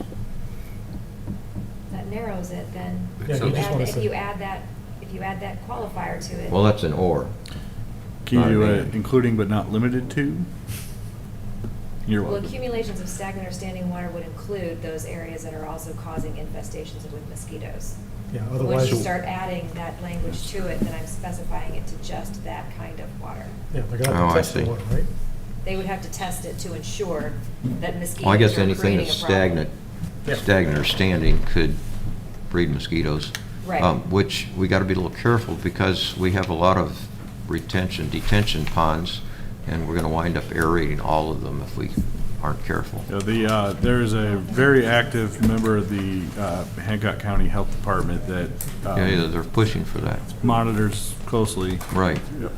And detention, retention might qualify as stagnant water, right?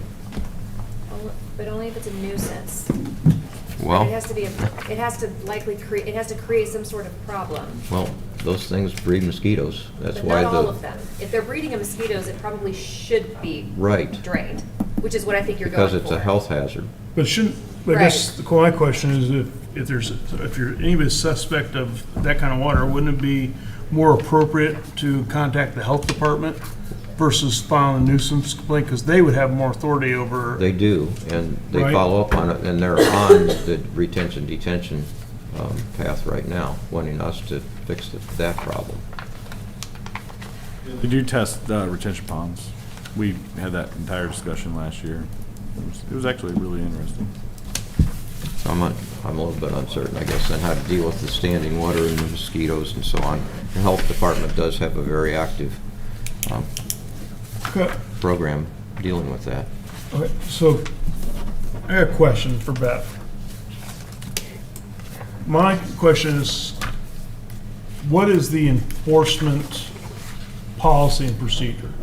So if, I know in the past, like we had a location, resident who basically had turned a property into a junkyard, for a nice way to say it, right? And it, overgrown weeds, and that process seemed to be, town council had to determine it was a nuisance, we had to get notice to clean it up, failure to comply. It seemed like it was almost a 2-year process on that. So can somebody walk me through from point of complaint to determination that there's a violation, and then what's the process from there? That's in this. Practically speaking, so generally how this works is Eric is going to contact me and tell me that a complaint has been made or that he's discovered something that he believes qualifies as a nuisance.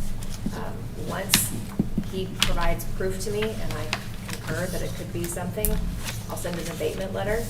That abatement letter says, fix the problem by this date or the town will do something. If they don't fix the problem, then we wrote that a hearing, they can request a hearing before you guys. I'm trying to give these specific dates.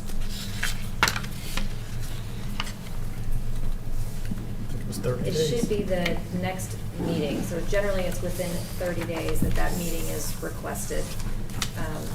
And they come before you and you decide whether or not it is in fact a nuisance or not. I will agree with you that these things can be drawn out if you don't actually So, calendar them. second step then, okay, we determine it's a nuisance. What can happen after that? Right? I mean, they obviously could challenge it at the Yeah, court they can level, file right? something with circuit or superior court. Most of the time what you see is if somebody still doesn't comply, the town will take action to fix the problem. Most common with this would be weeds. You haven't mowed your lawn, it's above 8 inches, I send a letter saying mow your lawn, you still haven't mowed your lawn. They come Right. before you and they're still arguing. So we'll just go and we'll mow it for them. When they don't, we have to give them, it's either 15 or 30 days to pay the invoice, and when they don't, I can record it. And As a then lien on their and then property. there's a lien on their property, okay. Now that you brought that up, that's another thing that says 8 inches on vegetation, I think. Are we measuring like the highest little fuzzy weed or an average of the grass? What are we measuring as far as vegetation? The highest chickweed or the average height of the lawn, or how's that? Who's doing that and where's it from or to? Well, I think it can be done either way. We generally are looking at something that's clearly been neglected for a while, whether that's a bunch of chickweeds spread throughout the yard or the whole grass being 8 inches. If there's one little thing sticking up that's 8 inches, we're not going to cite that. But if we see it spread through the yard's clearly not been mowed in weeks, that's when we're going to take a picture with measuring tape in the grass, showing that it's above 8 inches, and issue a citation. Other question that I have, because this, I know where it's gonna go on, but let's say you have, when you have quiet hours in place, and somebody, we had this in our neighborhood a couple months ago, somebody who decided to turn their back patio into a concert venue at 4 AM. Obviously, that's a nuisance at 4 AM, right? You know, it's quiet hours. But you have a outdoor patio, and people are out socializing, radio's being played in those, under that 11 o'clock hour. Somebody calls and says, this is just a nuisance, it's complaining, whatever. How does the role of our officers is to document, right? Not to make a determination? Is that my understanding? This is how this ordinance would work, if they're just a document? What I don't want to get into is a situation where our officers are being used as both the judge and jury, you know, and making a determination. This is more of a reporting, gets reported and filed, right? So that we can have a paper trail that, as a council later on to determine, yes, this is, we are having so many complaints, it's been documented, and that's the purpose of this, correct? And so just to clarify too, council doesn't get involved in this unless the person who's being complained on seeks a hearing. Right. That would be the only time. Otherwise, that would be a determination that's made by staff, and I would send a letter. Okay. How about like the guy that had all the safes in the front yard, and we wanted him to move those behind a barrier, and he said he was going to weld chains on them and paint them and call it public art. Is there a way around a nuisance by calling it art, or can we obviate that by stating something here in advance? There are some creative ways. The First Amendment does allow some creative ways to get around some things. There are some people that don't mow their grass because they call them conservation areas. But everything's a case-by-case basis that you'd have to make a determination. And that would be my job. I would send the letter. And if that's the defense that they would want to present, they could present that defense to the council, and then the council decide whether or not to believe that defense or not. I guess what I'm asking is, could we put something in here that says something that's cited as a nuisance may not be remedied by transforming it into or calling it public art or something of that nature? Can we prohibit it in advance? Can we get in front of the defense? So my comment to that would be, one, that's difficult because I can't anticipate what people are going to do. But two, you do run into First Amendment issues. It would have to be really clear, because suddenly if they're trying to create something into commercial versus non-commercial speech, depending upon what you're talking about, that's in their property, that does walk us into a problem. So I would prefer to not provide a defense to somebody in our ordinance. I would prefer to see their creativity, for them come before you, and tell you why I believe they're wrong. Mm-hmm. Makes sense. My job is to tell you what they're violating.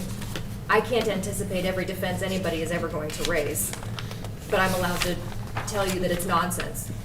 If I believe that it's nonsense, and then it's your decision to decide whether or not We know you it's concur with nonsense me or with the when we landowner. see it. So my only other concern, and I just want to make sure that I got to feel better about this, is that we're not turning this or nuisance ordinance into a litigation tool. You know, I don't want us to be putting the bill for litigation down the road. So is this a case so if somebody says it comes before us, decides to appeal it, that becomes something outside of what we've hired TAP for, right? Retainer, that becomes an hourly situation. Yes. Right. So that's the other thing, my major concern for it. Not that it prevents, but that's where I have the biggest concern is this, we become single citizens litigation arm, and that's not what we're designed for. No, but your alternative is to not enforce anything. No, I'm just, my point is, it you can only do so much before you kind of have to put the ball in your own court kind of thing. And if you really feel like something is a complete nuisance, like, if I came to the council and said, hey, I got a problem, my next door neighbor Ryan here's got piglets in his backyard, but he considers them service animals, and they're protected under the, Americans with Disabilities Act, right? But it says no livestock, in a neighborhood, and I find it's a nuisance. So do we become the judge and jury in all of those kinds of situations that are kind of outside our expertise, I would say at times? So again, there's two different processes that you can take with the nuisance. You can do what I've just described, and you can send the abatement letter, and if they appeal it to you within 10 days of getting the abatement letter, then you guys have a hearing, and you are the judge and jury. Okay. Because it would be, in my world, considered a bench trial. There's All no right. jury that would sit there and actually fact find. Yeah. And if they disagree, or we disagree, I guess it would be if they disagree, it could be appealed to Circuit or Superior Court. The alternative is that nuisance currently allows, that we've discussed in the past, that this also still identifies. We don't have to take that route. If something is such a problem, that it's such a nuisance, and the town just immediately wants to jump to litigation, the town can also do that. There are alternatives to the nuisance process. Okay. But if you're going to have nuisance laws and send abatement letters, Then you have something that that may occur All right. is they may appeal it to Circuit or Superior Court. All right.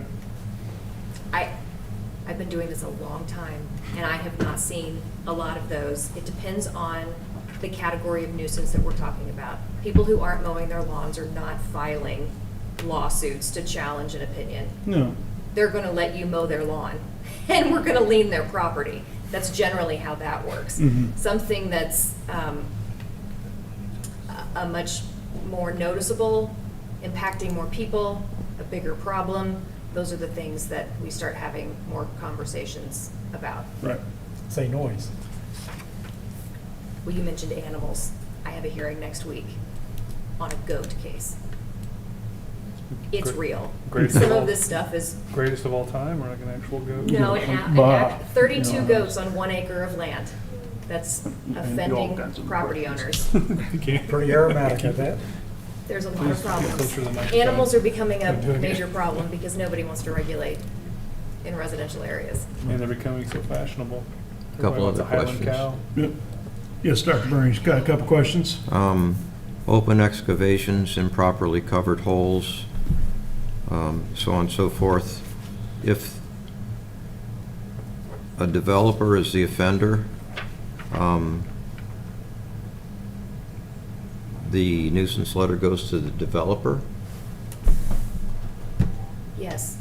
I would also hope that if that happens, Mark has picked up the phone and said, stop. Well, it's not first. on the developer's property. But the developer has, well, It's on town property, done by the developer.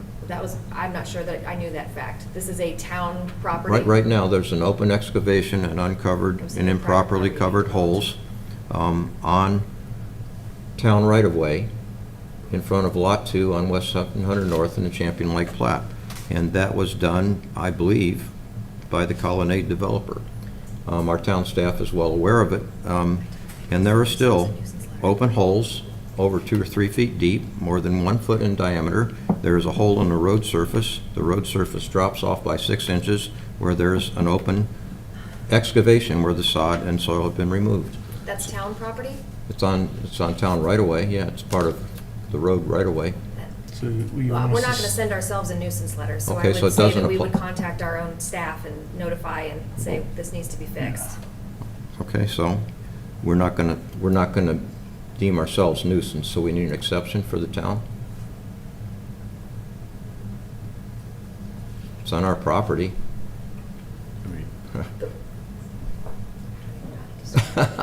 Because It's- that is just so unrealistic. That It's- is the I can- most, that is, I I will- have never I- known a community Co- to cite I- themselves for a problem. Okay, so we need an You exception. pick up the phone and you call We did, and it's still there, town. and so we're gonna give an exception to the town, or we're gonna cite the town, which, Sure, sir. Let's send an abatement letter to your own, should we address it to you?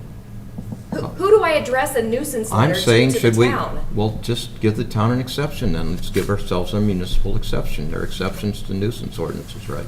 We have exceptions in here for ceremonial fires. How about holes caused by or on town property? Well, Whether or or not how about caused by just, the town. how about a general statement that the town is exempt from? Yeah, sure. Town's exempt from this ordinance. We typically exempt ourselves from our Why own don't we put that ordinances. back to the committee and let them resolve the words? It's just a question. Instead Are of- we exempt? Instead of trying to do. Okay, so Dr. Bernie, so I'll go back to the committee for more discussion. Okay, on item number 6, the way it's written, I believe it says snowmobiles, bicycles, trailers, and mopeds are nuisances. It says non-operable jet skis, but with the commas there, I believe the non-operable doesn't go with snowmobiles, bicycles, trailers, and mopeds, although I think it's supposed to.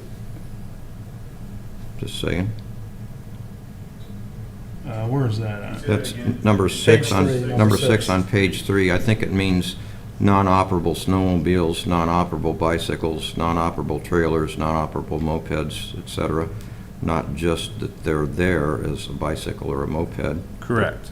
I think it Non-operable means, for it means all of Yeah, disassembled ones. unseaworthy or dilapidated boats, dilapidated deteriorated, or non-operable jet skis, snowmobiles, bicycles, trailers, or mopeds. So basically, It should say non-operable or disassembled snowmobiles, bicycles, trailers, and mopeds, or maybe it says non-operable jet skis and snowmobiles and bicycles, something like that. Why is it The, dilapidated the three qualifiers go with all of those. Right. Dilapidated, deteriorated, or non-operable. I can throw those 3 words in front of every object if Well, why don't we just say think and? that's necessary. And we just don't want to have anybody think a functioning snowmobile is a nuisance, which they might, but it's not.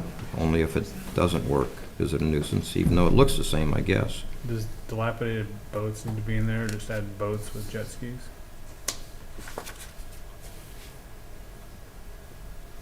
Or unseaworthy, I guess.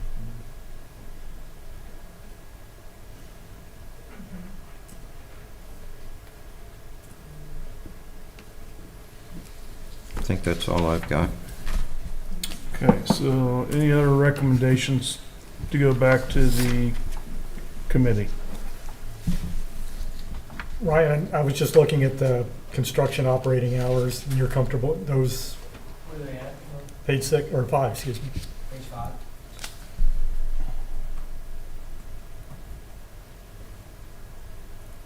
B1, B2. 7 to 10. 7 Yeah. to 10. That seems late, but I don't know what you've got as far as the building code. It's later than our current, I think, hours, but, The current ones are 7 to 7. I think you're right. Yeah, I think that should stay. I mean, construction at 10 o'clock at night, Yeah, that's why I was, that's a little, it seemed late, and that's Excessive. why I know it's been a topic of discussion before, right? Seems late. They generally wind up at dusk. You could say after dusk. We typically have more concerns in mornings, people starting too early, dropping off equipment Like- prior. What could you say, before sunrise Yeah, or well, after I'm going. sunset? the definitive hours is good because you can tell somebody who's complaining, right? Hey, listen, they dropped an excavator off at 5:40 this morning, beeping and starting it up to move it. I mean, that's Yeah, that's That's- typically done. That's quantitative, you can quantify that, right, you know, and, or timestamp that, where I think when you go sunset or sunrise, that's Well, sometimes harder sunset and to. sunrise are specified times per diem at every latitude and longitude in the world. So they are certifiable, but we know that they start up construction equipment, especially diesel equipment, before dawn in the winter to warm it up. And when they're backing up, the backup beeping's quite annoying, and it can be at 4:30 in the morning. So sunrise doesn't quite work there. I'm so sure I wanna hear, you know, a roofer at 9:30 PM on a Thursday, because it's still Well, they will definitely do it 7 to once what? they get going. 7 AM to 8 at the max. Why don't you guys discuss that, what the hours should be, and bring it back? Then on page 9, I guess, at the very bottom of the page, it says, the third sentence up, it says, served liable to a fine as set forth in parentheses. I'm sorry, I was typing. Page 9. It's the very bottom of the page, E, where it says the last sentence on the page. Because it's gonna cross-reference a code section that's in here. I haven't actually put the individual sections for the codes in yet, because I don't know which sections we're keeping and which one we're not. Okay. So for example, let's say it's, section 93 of the code. Each one of these will be 93.1, 93.2. That'll cross-reference another section in here. So I have that set apart because I don't know what code section it will be yet. Okay. Because if you delete an entire section, Mhm. then all my numbers are messed up. Kind of like the council rules earlier. Mhm. We added stuff, so my numbering internally was messed up. There's the IC 36-1-3.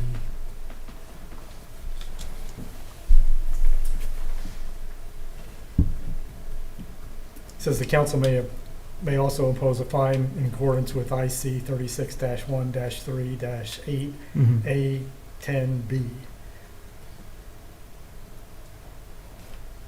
So probably it's just the lawyer in me, but I like cross-references, so I don't have to actually identify everything specifically. That makes your ordinances 5 times longer if I actually have to put the state law citation in there, but I will look up for you specifically what that says. At times what gets difficult is we've got an ordinance number, we've got, this Part 93 is stuff on AM law, and then we got state law, and we kind of plug that in, and it's just, Well, that's a state statute, so this reference 36138, that's a state statute. That's not a local ordinance. So anytime you see IC, that's Indiana code. okay. So I can tell you what that, A10B.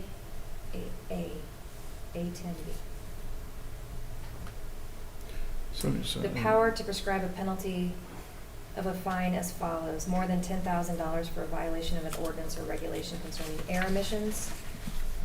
For a violation of any other ordinance, no more than $2,500 for a first violation, and no more than $7,500 for a second or a subsequent. So if it's a situation where they've appealed and they're now presented before the council, I can request that you guys impose a fine. And I would specifically say, in accordance with this dollar amount. you In just lieu can't of- exceed that. I'm sorry? You just can't exceed what the state says. They're saying you can't go more than. Correct, that's the max. Right. And then you guys would have the discretion to do anything you want up to that max, as Right. long as you're consistent. Okay. Sounds good. That's it. That's it. All right, so that's going back to the committee. Are you planning on having a public hearing for this in August, or? It depends how close we are. I honestly kind of surprised this was all the comments we had. So we'll take it back to the committee. We'll circulate it. I would recommend we bring it back for another reading and then do a second reading in September. Okay. Public hearing. So no need to rush this through, I don't believe. We'll revise it. We'll bring it back for one last round of discussions for an official first reading, and then finish it up. Just a question. If this does pass eventually, does this repeal our noise ordinance or replace it? I guess that would be my thing, was could we have a list to us of, if this is passed, what ordinances are being repealed? Yeah, that's at the very bottom. So section 2 says it shall repeal chapter 93 and 94, but I can tell you specifically what those are. I will tell you Okay, specifically. thank you. The only other time that nuisance is even described in our code is under 90, which is animals, and 150, which is zoning. Oh, I'm sorry, 93, and I did include it. 93 and 94, burning, unwholesome environmental conditions, and nuisance vehicles. Okay. So as written, this wouldn't necessarily replace our noise ordinance that we have currently, correct? Well, because we include noise in here, we would also repeal that. Okay. Okay. Yes, All and right. as I sit here, I don't remember if that's one of the categories under, I doubt it's under unwholesome environmental. It may be. So you're sort of telling us we kind of need to choose between this and a noise ordinance? Absolutely. this has noise components in it. Right, It's just different. It's just different. It just eliminates the decibels. but we wouldn't have both. No, because they would be conflicting. You wouldn't have what you presently have.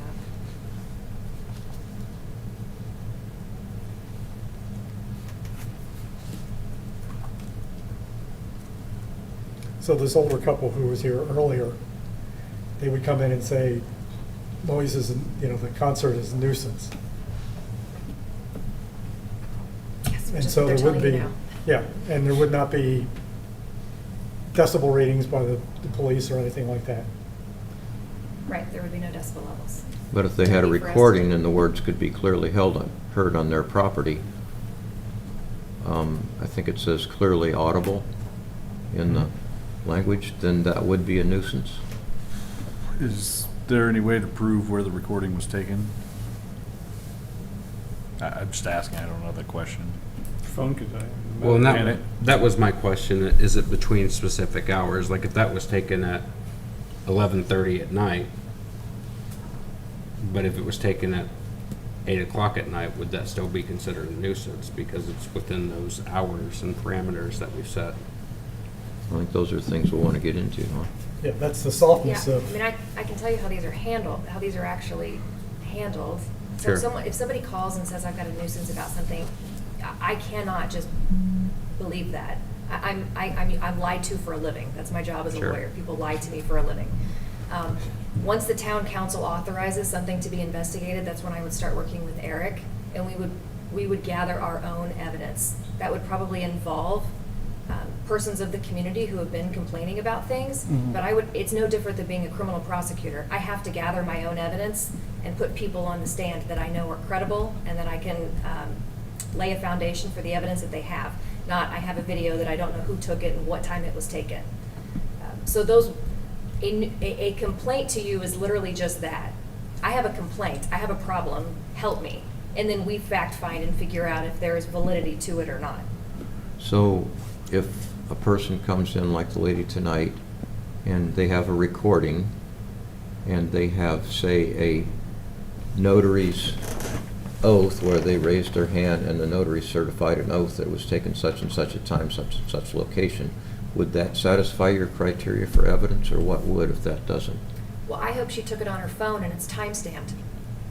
If she Yeah. took the video on her phone, then it's time-stamped and I know exactly when it was taken. But that's not something I know just sitting across from her. Well, That's my getting you need to into. know when and where and what else. And that's authentic, Yes, those three things. it has to be credible. So as people come and complain and we ask them to document their nuisance, that's what we say to them. Get this, and you have to have when and where and I guess a certification, an affidavit or something that it's authentic. How would they do that? No, they don't need to have an affidavit. If they have recorded it on their phone and it's time-stamped, then that That's- certifies it. Now, that person has to go to court with me and swear under oath Right. that they took it, and that this is when they took it, and this is how they took it. That's how I lay a foundation for any piece of Right. evidence I get admissible. So if they sent it to, say, Ryan, and then Ryan sent it to you, that wouldn't work, would it? They have to come straight from them to you? No, there's no chain of custody issue in a civil case. I don't have to worry about. So it doesn't matter where it came from, as long as you have the recording with the time, date stamps. There's so much we're talking about so much abstract. And Right, we're in the If you weeds. authorize me to investigate a nuisance, I'm going to investigate it. Basically, Period. bring your evidence, we can determine whether or not we feel Yeah. it's a nuisance and move on. If- And then we have to. pay I'm the just bill. asking, is it Yeah, a then we have waste to of pay their time or not? Well, right, I mean, I think it should be based on a case-by-case basis, so that's gonna be the difficult determination, Well, when they're right? coming in here and, every month, what do we ask them for, if anything? Or do we Well, say, but- wasting your time? Just document That's the what we've problems you been have. saying, and that's the problem is, Well, we've the been saying documentation's we've few been and saying far call between. the police department, but we really want something else. We want a phone recording if we do this nuisance thing. well, and I think that's gonna be a problem with the building inspectors, because it's gonna fall on them when a nuisance complaint comes in. They're gonna be the ones that are going to be kinda on call, and they're going to have to go out and they're actually gonna be our evidence gatherers, as well. So that's part of the thing. And I think that's the documentation aspect of it is what Paul's concern, his concern has been is what is the role of the police officer? So if I call in and say, hey, my neighbor is, every Friday night at midnight, runs around in his backyard screaming at the moon and with an amplifier playing, Jimi Hendrix. Okay, well, they're going to come out every Friday night and go, yep, it's been doing, and so now there's a paper trail. So when I come in and go, listen, I've called every Friday night for the last 6 weeks about this, we're able to come out and pull documentation and show, yeah, there was an officer there each Friday night, and this was happening, right? So that is evidence that can go to us as determination, is there enough consistent problem that needs to take bigger action, right? I think that's what we're looking at. Well, what I'm trying to get at is to decide which way to go. With a noise ordinance, it's Chief Casey and his officers and a decibel meter, and did they go over the limit or not? And with this, it's an investigation after a complaint, which is going to rely on some sort of evidence, which may be cell phone based. It's an entirely different. No, it's both. It's all of it, because the landowner in the moment is going to do what they can do, which is pick up the phone and call the non-emergency number. That gets documented. That's what brings the whole attention to your attention. And then once you decide if we're going to take any kind of action on this, that's when I would start an investigation and gather additional evidence. It's all of it. It's not one or the other. Okay, that helps. All right, so this is going back to committee, and you guys will bring it. Thank you. All right. Number 8, Assistant Town Manager Report, Project Status Report. Ryan? Yep, this report has been updated as usual for this month. A few changes, nothing huge. I'll just note that we do have a new filing. Came in, I think, last week. Arbor Homes. Thank you, Tim. Sorry about that. Arbor Homes is filed for a subdivision, I'll just say south of Stansbury along 500 North. So it'll go to ARC this month, and then potentially, if they file for annexation and rezone, that will eventually make its way onto a town council agenda. So that's really the only item on here that I wish to highlight, but I'm certainly happy to answer any questions you have about anything else on it. Is the Daniels Bridge on here? Daniels Bridge itself is not on here. A pedestrian bridge, right? Oh, is it? I don't Yeah. know. Is that it? Oh, it is right there. Look at that. Yeah, They're working on the approaches right now. that is correct. Yeah, you sent pictures. What's the situation with Culvers and IDOT? Nothing changed, other than we have heard that their cut application has been bumped up to the district head from their standard staff. So if they don't get a cut, what happens? I don't know Good that anyone question. here knows the answer to that question. Nobody knows. I mean, they can do their ride in, ride out and pork chop and see if that's sufficient. I don't know that wasn't what was sold to Culver, so I don't think they're gonna be real happy, but we have, we were fighting the fight for a while and we'll go support them, but they need to set up a meeting and have this discussion sooner than later. Town manager, unless there's any other questions for Ryan, we'll go on the town manager's report. Can I make just one more comment? sure. Not on the agenda. So just as an FYI, we've been working with, Eric and I have been working with Beth for a few weeks now. We will be issuing a couple unsafe building notices in Old Town here in the next week or so. So just know that that's there, and we'll be following our unsafe building process. And if hearings are requested or required, that'll come forward to the council. Okay. Public commission. We changed it to Public Works. council. Oh, we did? Yeah. Okay. Town manager's report. Just a couple updates. Dr. Burney mentioned in the Parks Department update, Party in the Park got rained out. There was a lot of rain all at once and right over McCordsville, so just absolutely unfortunate situation. But we do appreciate everyone that came out and volunteered and helped us set up what we could and then immediately tear down what we did. So that makeup date is September 7th. Most of our vendors are able to make that makeup date.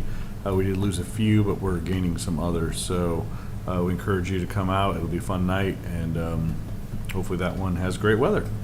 McCord Square grand opening. So we have a lot of punch lists to do. So we haven't set a date. I did run into the developer, Shelby Bowen. He's like, hey, I'd love to do a ribbon cutting in August. Well, that'd be great. However, we want to get in there and moving a little bit and understanding systems and walking through with DPW, and there's a lot for us to take on all of a sudden. So we will schedule something. We'll put an event together and have some music and food trucks and do something fun with that. Hopefully the end of August, if not mid-September, but we will let you know as soon as we can. We'll promote it because I think we're all excited to have that open to the public and start letting the public see the new amenities to the town. So still a lot of work to go there, and it's going to be a lot of work, but we're excited to see it open. There's already residents living there, and we're excited to punch list this out and start using it. Hey, Tim, is there any way council can get a day of a tour? Absolutely happy to do it at any time. So whether you want to do it as a group, or we're always happy to, let us know when you're available, and we'll throw a hard hat on you. And I mean, I've kind of wanted to drive back there just to see what's going on, but at the same time, like a lot of construction, you don't want to. The roads just don't look like they're. We ask right now because it's technically construction. You bring any one of us, would be happy to take you. So I'm on vacation next week. So, but I'm sure Mark or Ryan or Eric or anybody would be happy. Eric would probably even be able to show you. We can go inside the buildings and everything. The rooftop deck on the south building overlooking what will be the park is pretty incredible. Is it? They have some space for events up there for the residents, and I'm sure we could possibly use that for a town event as well at some point. The amenities on the apartments are really nice. The pool area, everything turned out really well. And like I said, we're still doing a lot of cleanup. There's a lot of punch lists, a lot of cleaning. But you can see the vision now, and so it's just let us know what works best for any of you, and we're happy to take you on a tour. Is there any more tenants announced for the apartments? Yeah, so sorry, now I was going to send those out to you. So there was a McCordsville Eye Care was announced on the corner. They're taking actually 2 spots in the retail right on the corner of Main and Market Street. And then we had Lapeep, thank you. Sorry, I'll get my act together. And then there's another one that will be announced. There's an article coming out in the IBJ. They interviewed several of us regarding the growth in McCordsville, and we're focused. It kind of came through McCord's rebar, and they mentioned the next one that's coming up there. It hasn't been announced. I haven't seen the IBJ, but I can send you a draft of that announcement coming up as well. Yeah, thank you. And I think there's that basically fills the south building, and then there's a tenant looking at the north building right now. So we're already looking at phase 2 retail, and we'll be pushing for additional retail because we were light not knowing the market on the first buildings, but there's clearly a demand for it. And Well, that was a concern of Tom Strayer's. Yeah. When it was first presented, and the original design was all first floor was going to be commercial, right? And then I know the developer had felt that was kind of a high push, and I think, but I mean, that was a really big concern of his at the time. Yeah, I understand a developer taking the risk on that, but I also think that I kind of saw the demand pent up here with our growth, so I think we absolutely stick to more first floor retail on any future designs. I think absolutely. What's in first floor? It's not retail, or the apartments? Yeah, apartments. There's a couple apartments that really? walk right out onto the plaza. And Also quite a bit of common facility on the first floor. yeah, there's a bike storage unit where the residents can store their bikes. There's a gym on the south building that's on the first floor too, so some of the amenities ended up there as well. The sales office is in one of them, so. Most of the pitches, though, were at the time it showed us a first level retail only, and but it changes. That's understandable. And then Path to Fitness is August 10th, and we're getting daily registrations for that. But we'd love to see 10th anniversary. We'd love to see a attendance record as well. So visit our website or check our Facebook and They got a golf cart. please register. All I have. All right. Okay, at this time, I'm going to, we'll do 5-minute counselor comments. I'll start to my left tonight. Dr. Price, do you have any comments that you would like to make? I'll pass. All right. Mr. Gooding? Nope. Mr. Jones? No, sir. Dr. Burney? I want to say a few words about Area A and the teacher housing subcommittee on that. We did have our first meeting in looking at calendar conflicts of the folks on the meeting. There were 6 dates when most could be available. The developer, Mr. Harwell, I think is the correct name, from LMS, will be meeting only by remote means because he's located well away from McCordsville. But we have representatives from the school board, which is Shannon Walls, from the Community Foundation, which is Shelley Haney,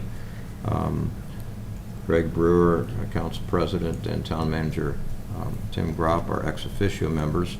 And Tim has been very helpful getting the AV up and running, so the meetings are recorded. I have the first meeting on USB. If anybody wants to watch it, we will record them, so we'll have the full videos available for various people to review. Ryan will be on it from Building and Planning. Jack Parker, Superintendent of Schools, of course. And we have 2 teachers who don't currently reside in McCordsville but want to. One of them was able to attend the first meeting, and she was, I think, very eloquent in explaining how she drives from Muncie every day to work in Mount Vernon schools as an art teacher. And she has to reside in Muncie because nothing around here can be afforded by her on her salary. And we did have this IBJ analysis of the growing gap in Indiana's housing affordability, which was with this month's, or this week's report from Tim. And I'll pass copies of that down in case anybody missed it. It is attached to the report. But looking at the salaries of teachers and the cost of housing and so on, and what's going on with affordability of housing, she very eloquently explained to us that she couldn't afford to live in McCordsville, but after seeing McCord Square and the potential plans for Area A, she was quite excited about it. The other teacher I haven't met yet, but I assume they will be as excited. And Dr. Parker explained that over 50% of his staff don't live in the school district. And he feels it would be advantageous for them to live in the school district because it would help with retention and their involvement in the community, and then their commutes would be shorter and less expensive, and there is some danger, I suppose, to being on the road, especially if you're going up and down I-69 every day from Muncie. Anyhow, would allow the teachers to put more time into their educational activities and have more involvement in their communities.